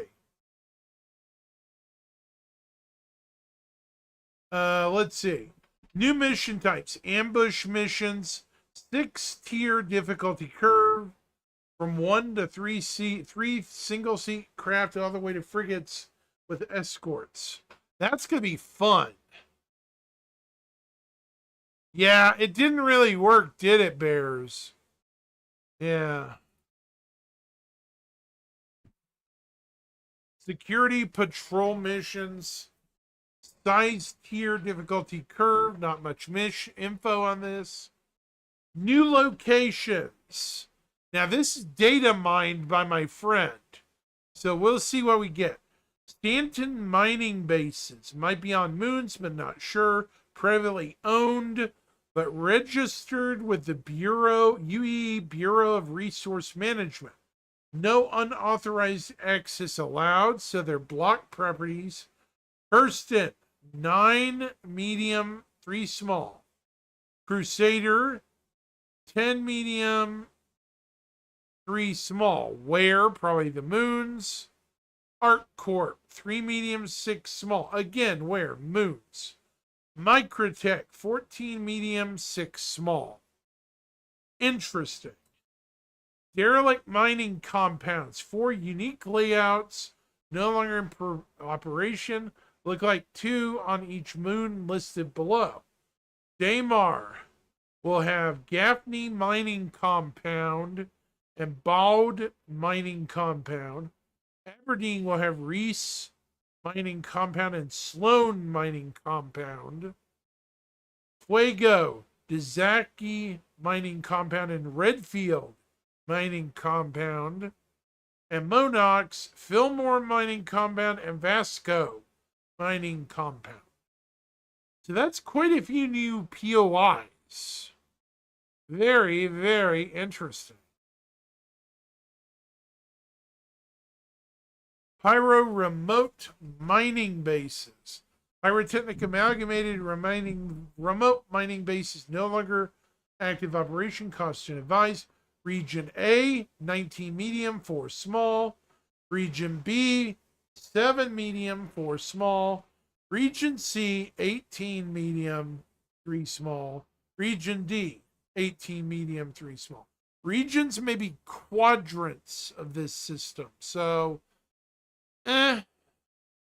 debatable what it means, you know.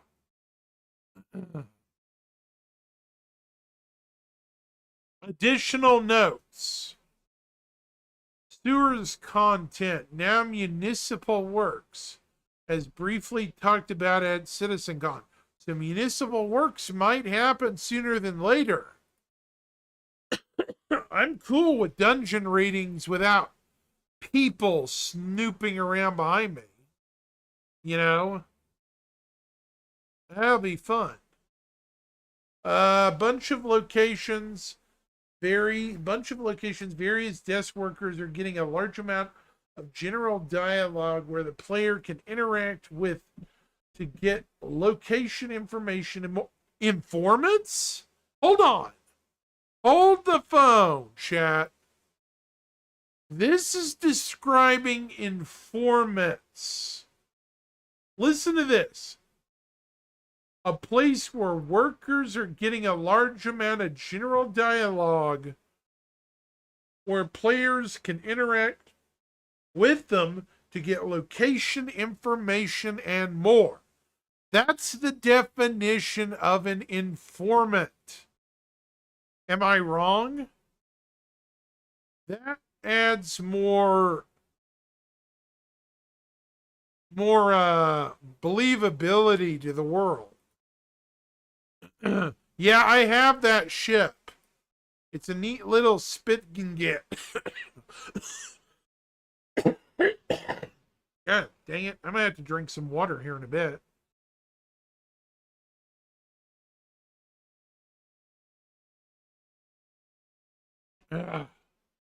Gross.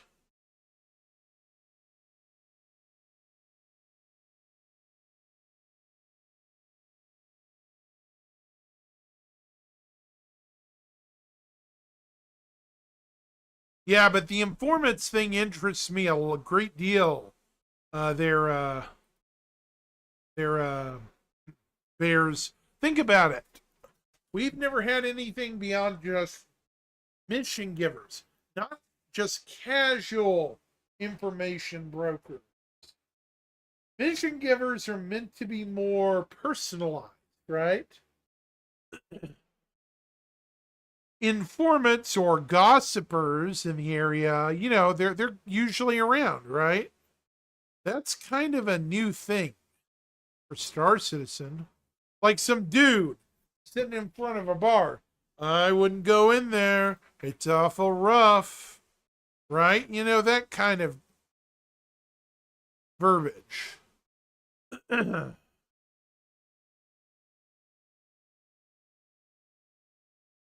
Dozens of new lines here for plenty of bite-sized conversation.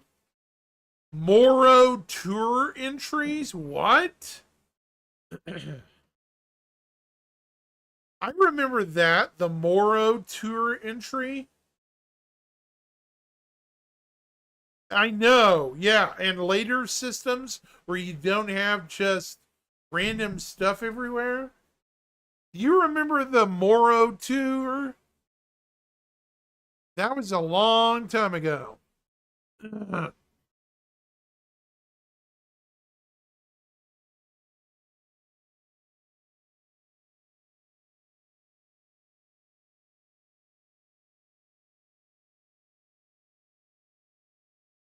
Some new localization for escape pods. Could they be coming soon? Ooh, recovery missions involving escape pods. That would be neat. Great Cat Cab and Paladin file inclusions. No definitive ties to either this patch or Fleet Week as of yet.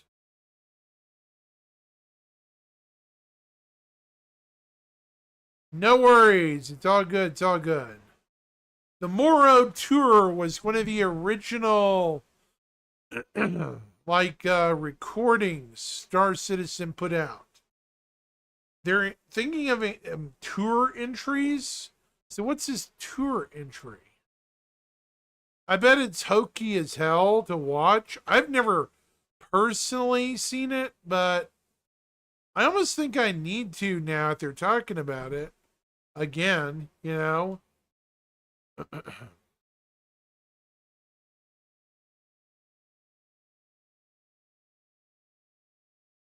Let me see.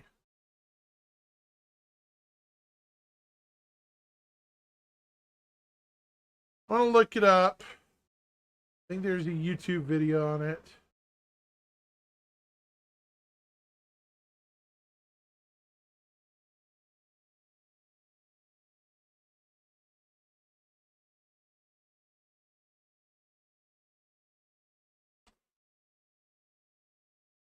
Oops.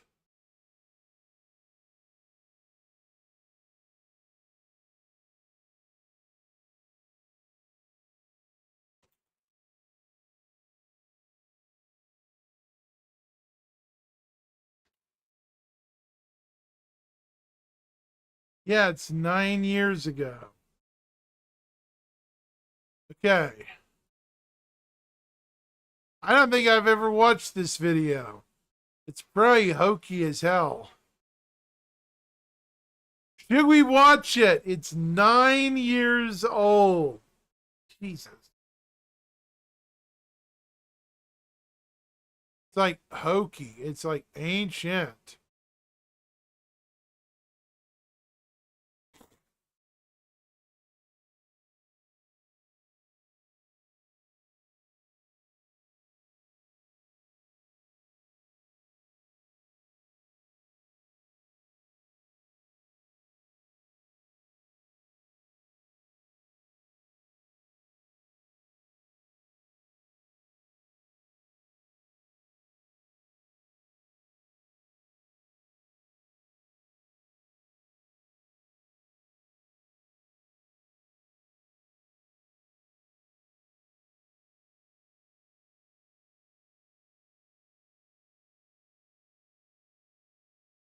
Why is it echoing that? Okay, that's really weird. Why is it saying that?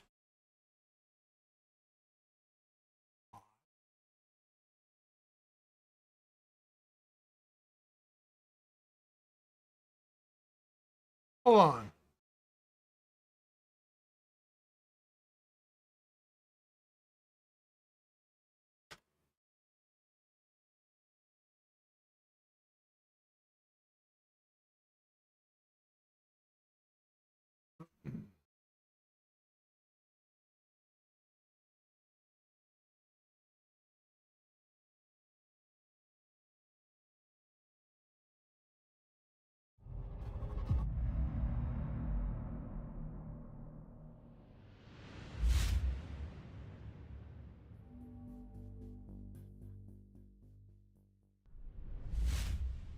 This should be interesting. There are some dialogue sync issues in a part of this, but here we go. Let's watch it.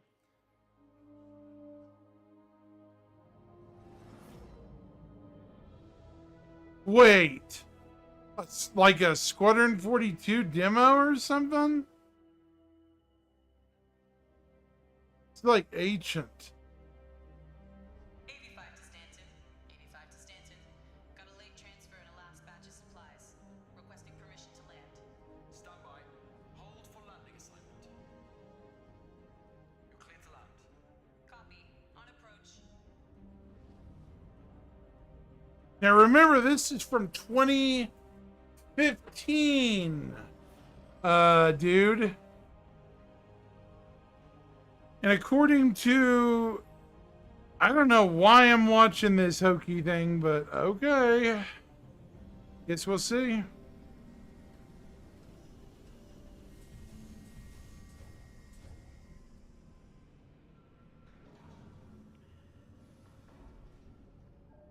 This is you. Oh, hey, you must be the new pilot. Geez, they really got you jammed in here, huh? Welcome to the Stanton. I'm Eugene Morrow, Chief Engineer. Man, this is archaic. This is like archaic. Okay, I know what this is. Is this like the prologue for Squadron 42? Yeah.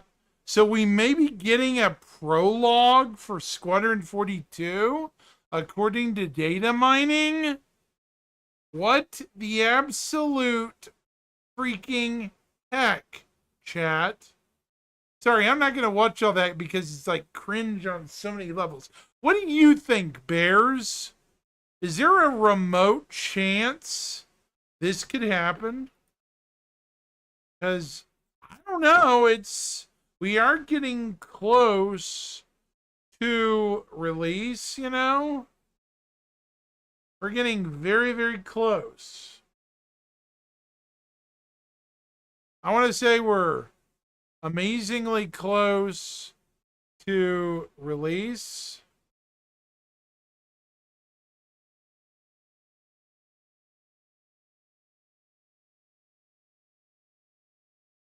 And while it may be a ways off still,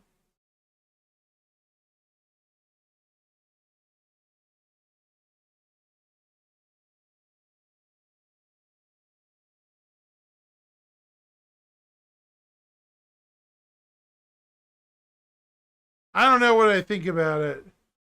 I mean, remember though, a lot of things probably changed in 6 years. I don't know. I mean, I'm debating whether to believe a recording that's this old, but we'll see. We'll see.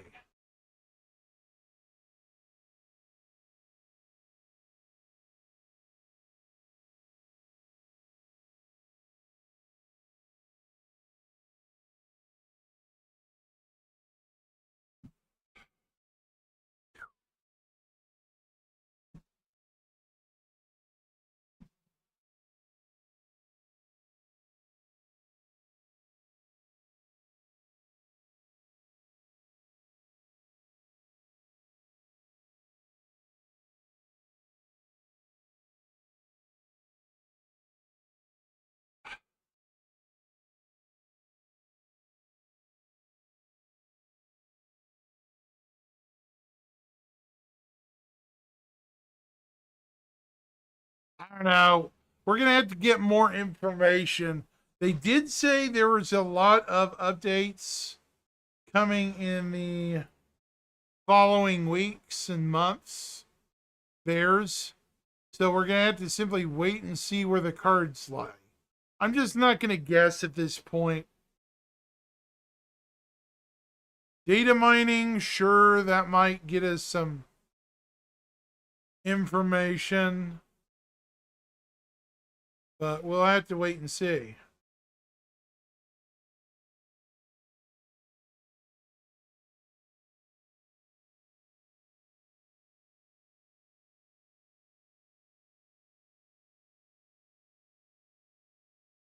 At least in my opinion.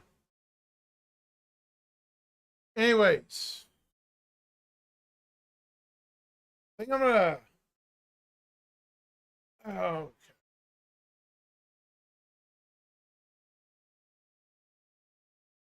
I think I'm gonna watch the opening bit for Squadron 42 and then call it for the night. I have school tomorrow morning at about 9:30.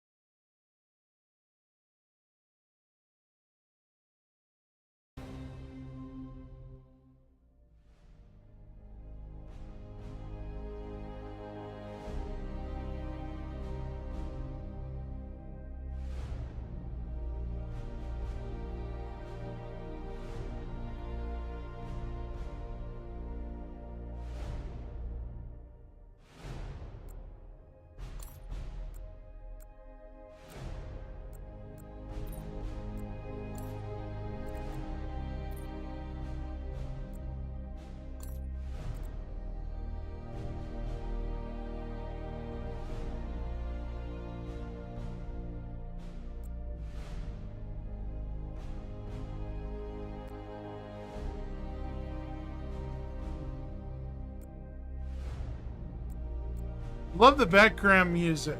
I hope we get a soundtrack at some point. You know what I mean?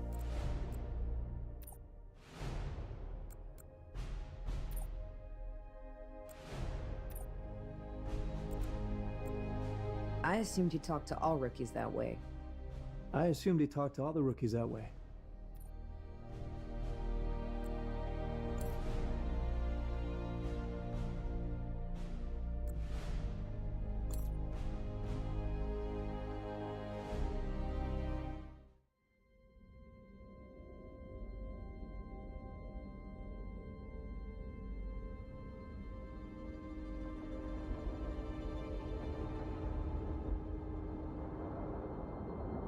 Archangel 6, come in. Go for 6.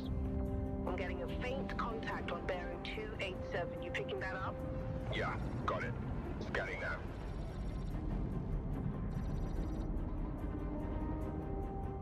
Hard to believe we're so close, chat. We're clear. So Vegas close. 3. Reminded them that civilian traffic is restricted under lockdown. Copy that. Archangel. Archangel. This is Krugeri. Come back, Gary. Redirect to sector 7 Bravo Echo for immediate tasking. Copy that. On our way.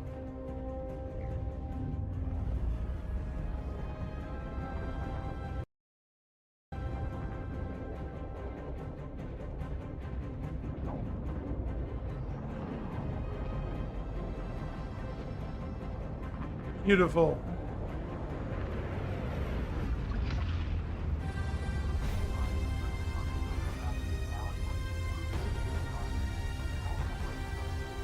Scimitar. Reposition for heading 038. Copy that. Adjusting heading now. Reaper Squadron. Thanks for joining us. What's your sit rep? In position, holding now. Understood. Stand by for further orders. All flanks. Bishop wants to lose formation on our battle so we don't clump up. Copy that.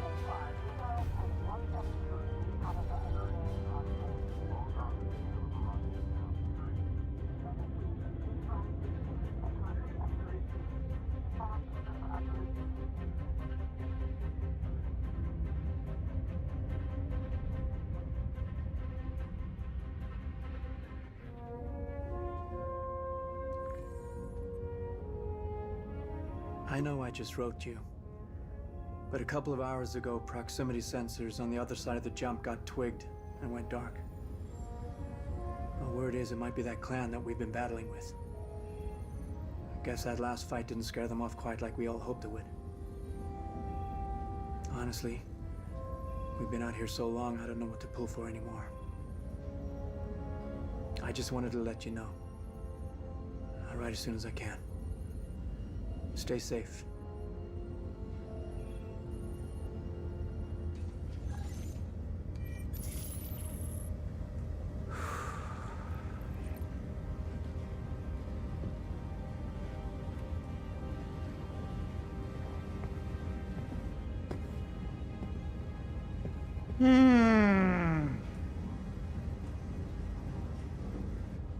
It looks 100 times better. Never gets old, does it?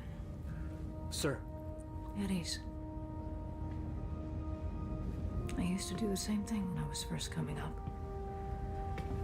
Post up to the flight deck whenever I could to watch the launches.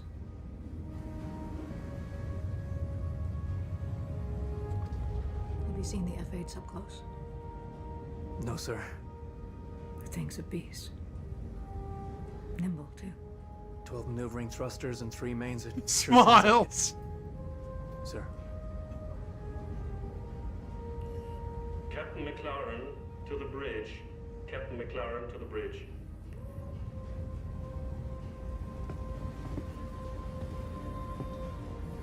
I saw you apply to the Flight Academy again. Yes, sir. Keep your head up. Took me a couple times before I got in. Thank you, sir.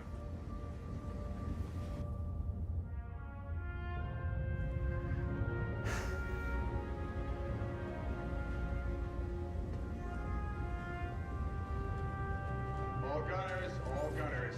Get your gear and report to your turret. Repeat, all gunners to your turrets.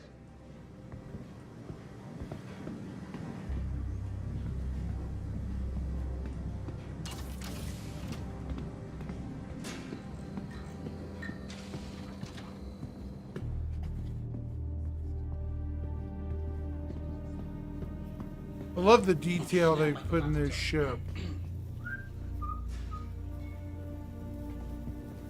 Absolutely ridiculous. Logistics, and he said the recon team was wiped out. Really? Then why are we sitting here? Vandulan's stupid. If they know we know, they would have hit us by now. Hey, they could take as much time as they want.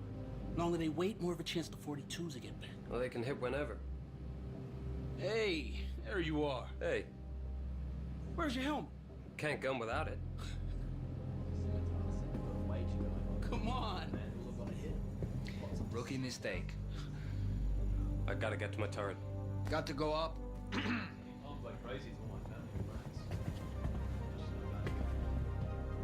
Jacobs told me the Vandal tried to board ships, and I haven't been able to sleep since. I heard from my buddy over on the Banshee.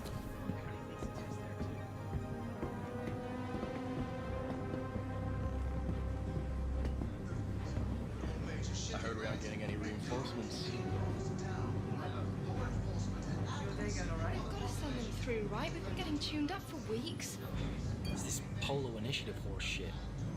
High Command's been freaking out about having to make cuts, so everybody's taking hits. Winslow and the Banshee told me they got denied on extra ammo for their main gun. Almost like the suits on F1 attack. Maybe we should oblige you, you know. The government offers to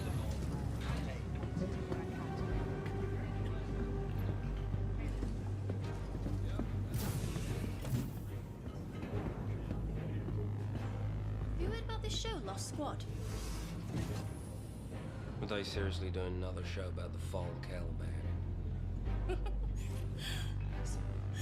Supposedly out next year. Ah, crazy stuff. Okay? Take him to Lake Perrin. He's old enough, and teach him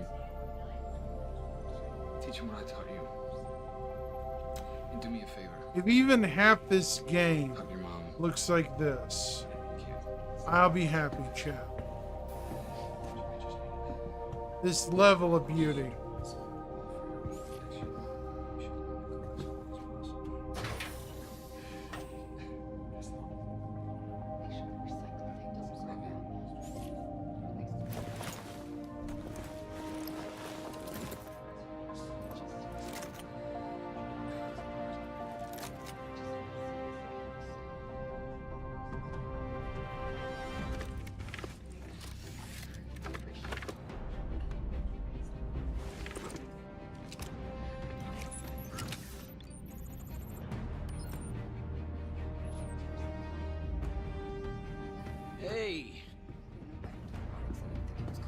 All set? Hey, you get any sleep last night? Yeah, me neither.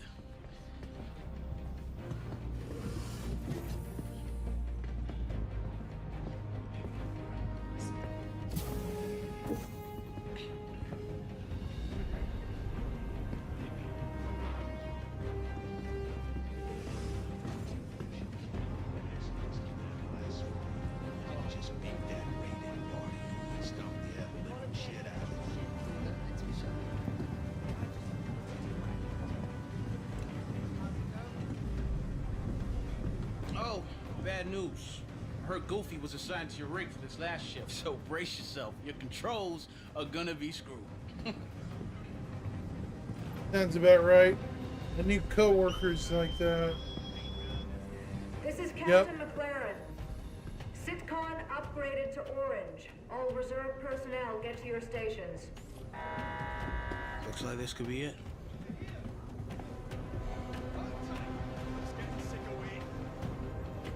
Hey, good luck. See you up there. You got it.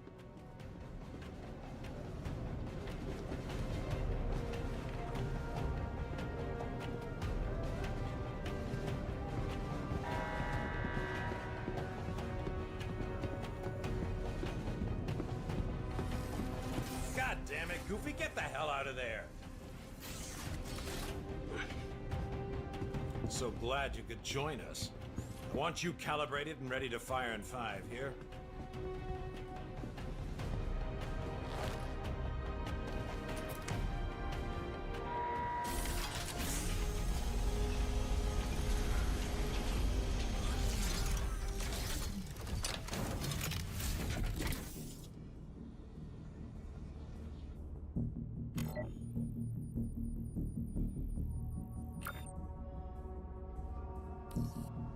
I don't know how the hell Goofy uses this thing with those settings.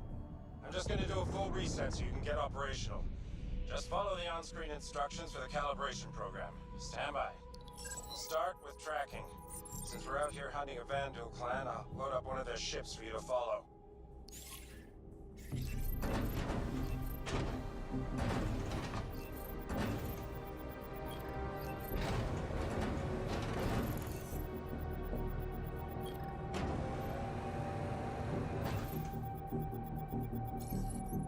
Alright.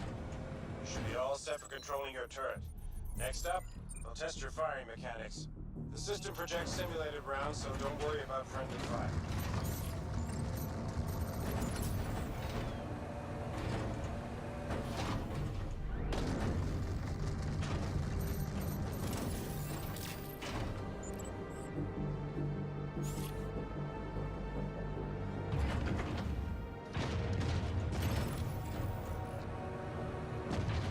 Looking good.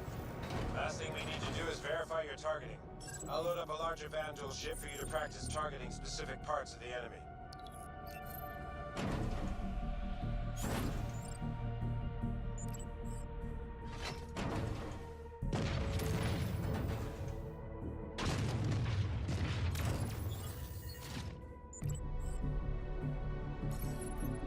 Okay, your targeting is tracking solid, so that should do it.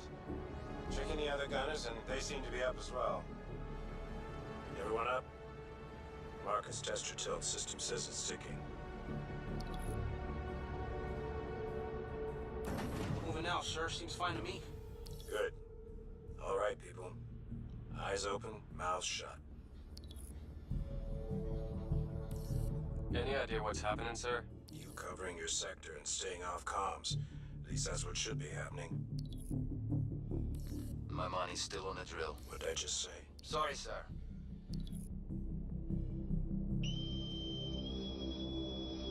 About time. Shut.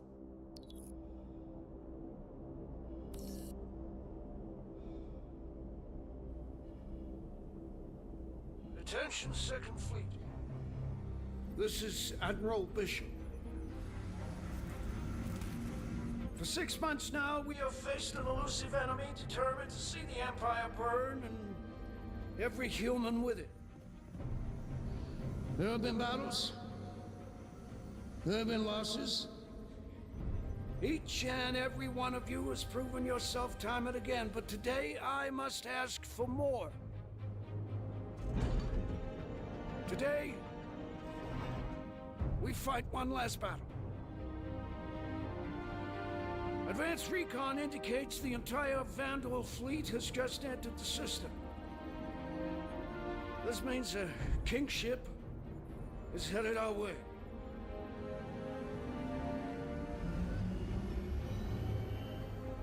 Now, some of you will not survive today, but there will be no time for sorrow. We will have to grieve for them later. Because 2 billion souls in this system hang in the balance. There should be no illusions about what we were up against. In the history of the UEE, a kingship has entered human space a handful of times. Battle of Orion, Siege of Tiber, the fall of Caliban. But we are the Second Fleet. History will remember us differently. We will not have to worry about it being kind, because today we will define ourselves through our actions. We will not lose the system.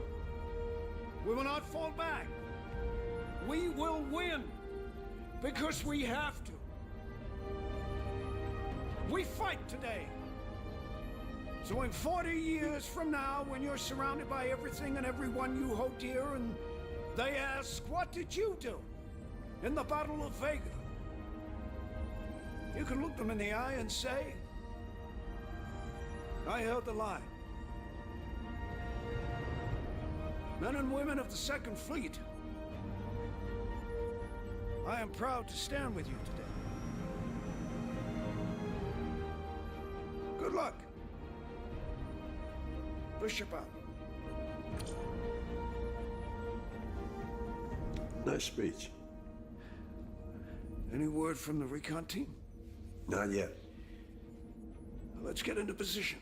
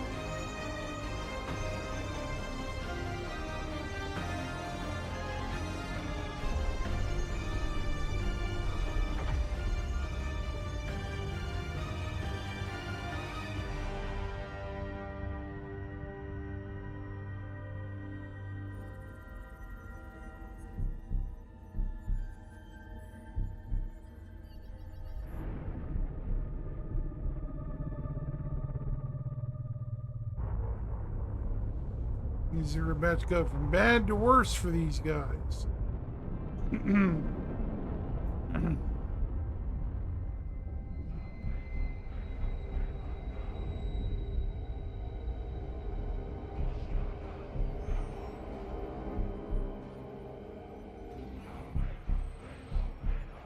Fleet, hold fire until my mark. Here comes the overwhelming enemy.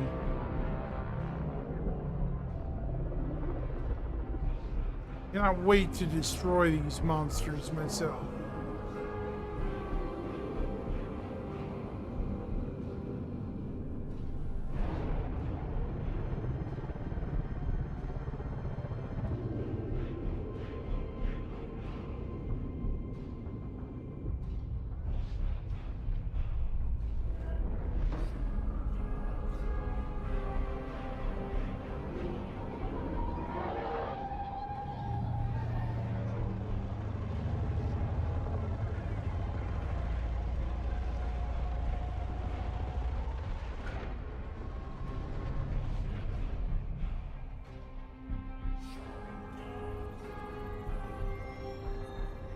Strip safeties from the Goliath.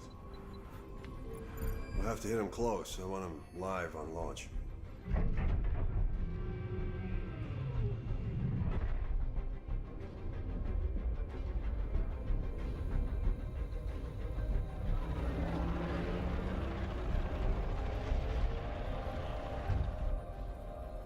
What are they waiting for? That's a good question, young man. What are they waiting for? And the answer...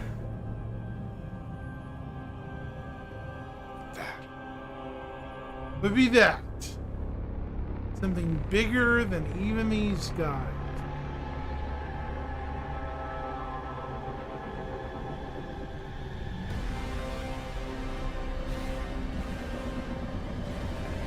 Kingship itself.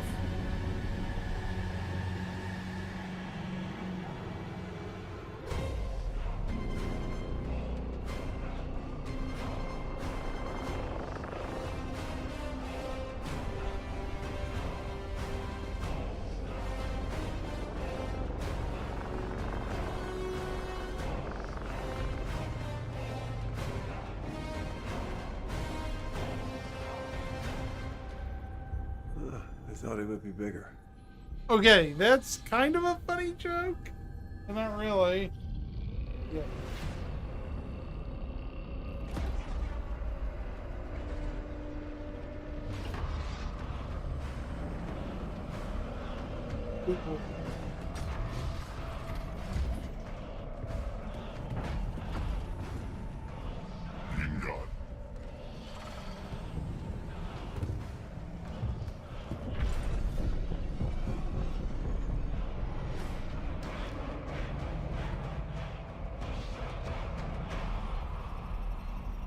Ship's locked, sir.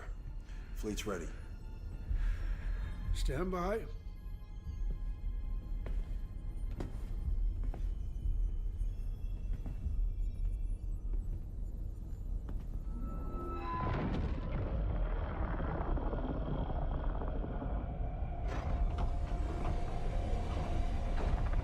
Blades.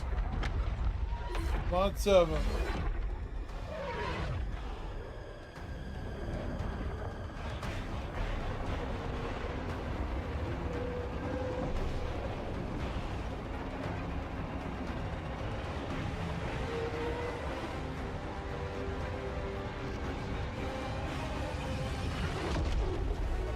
One of boots.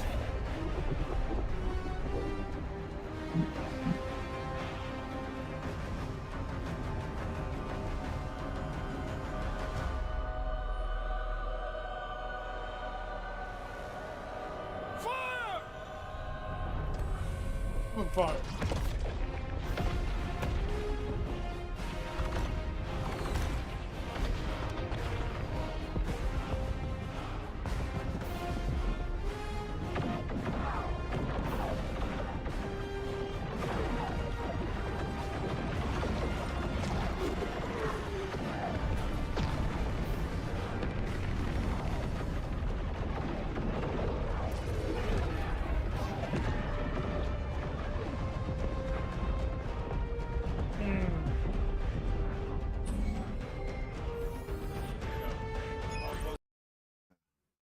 Isn't that crazy?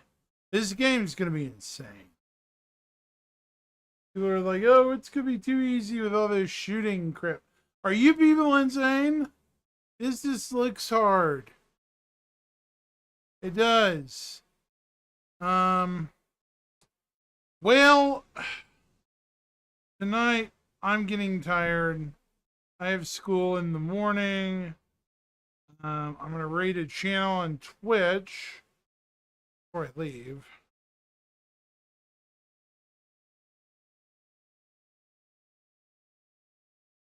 I'm going to raid.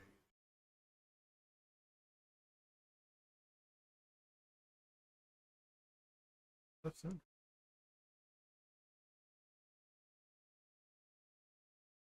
Man, there's not really a lot of people online tonight.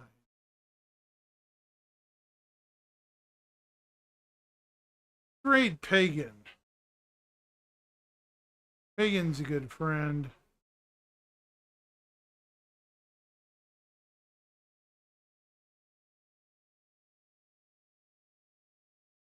Go raid Pagan Linux. Tell him Axis said hello. 07, everyone. You have a good night.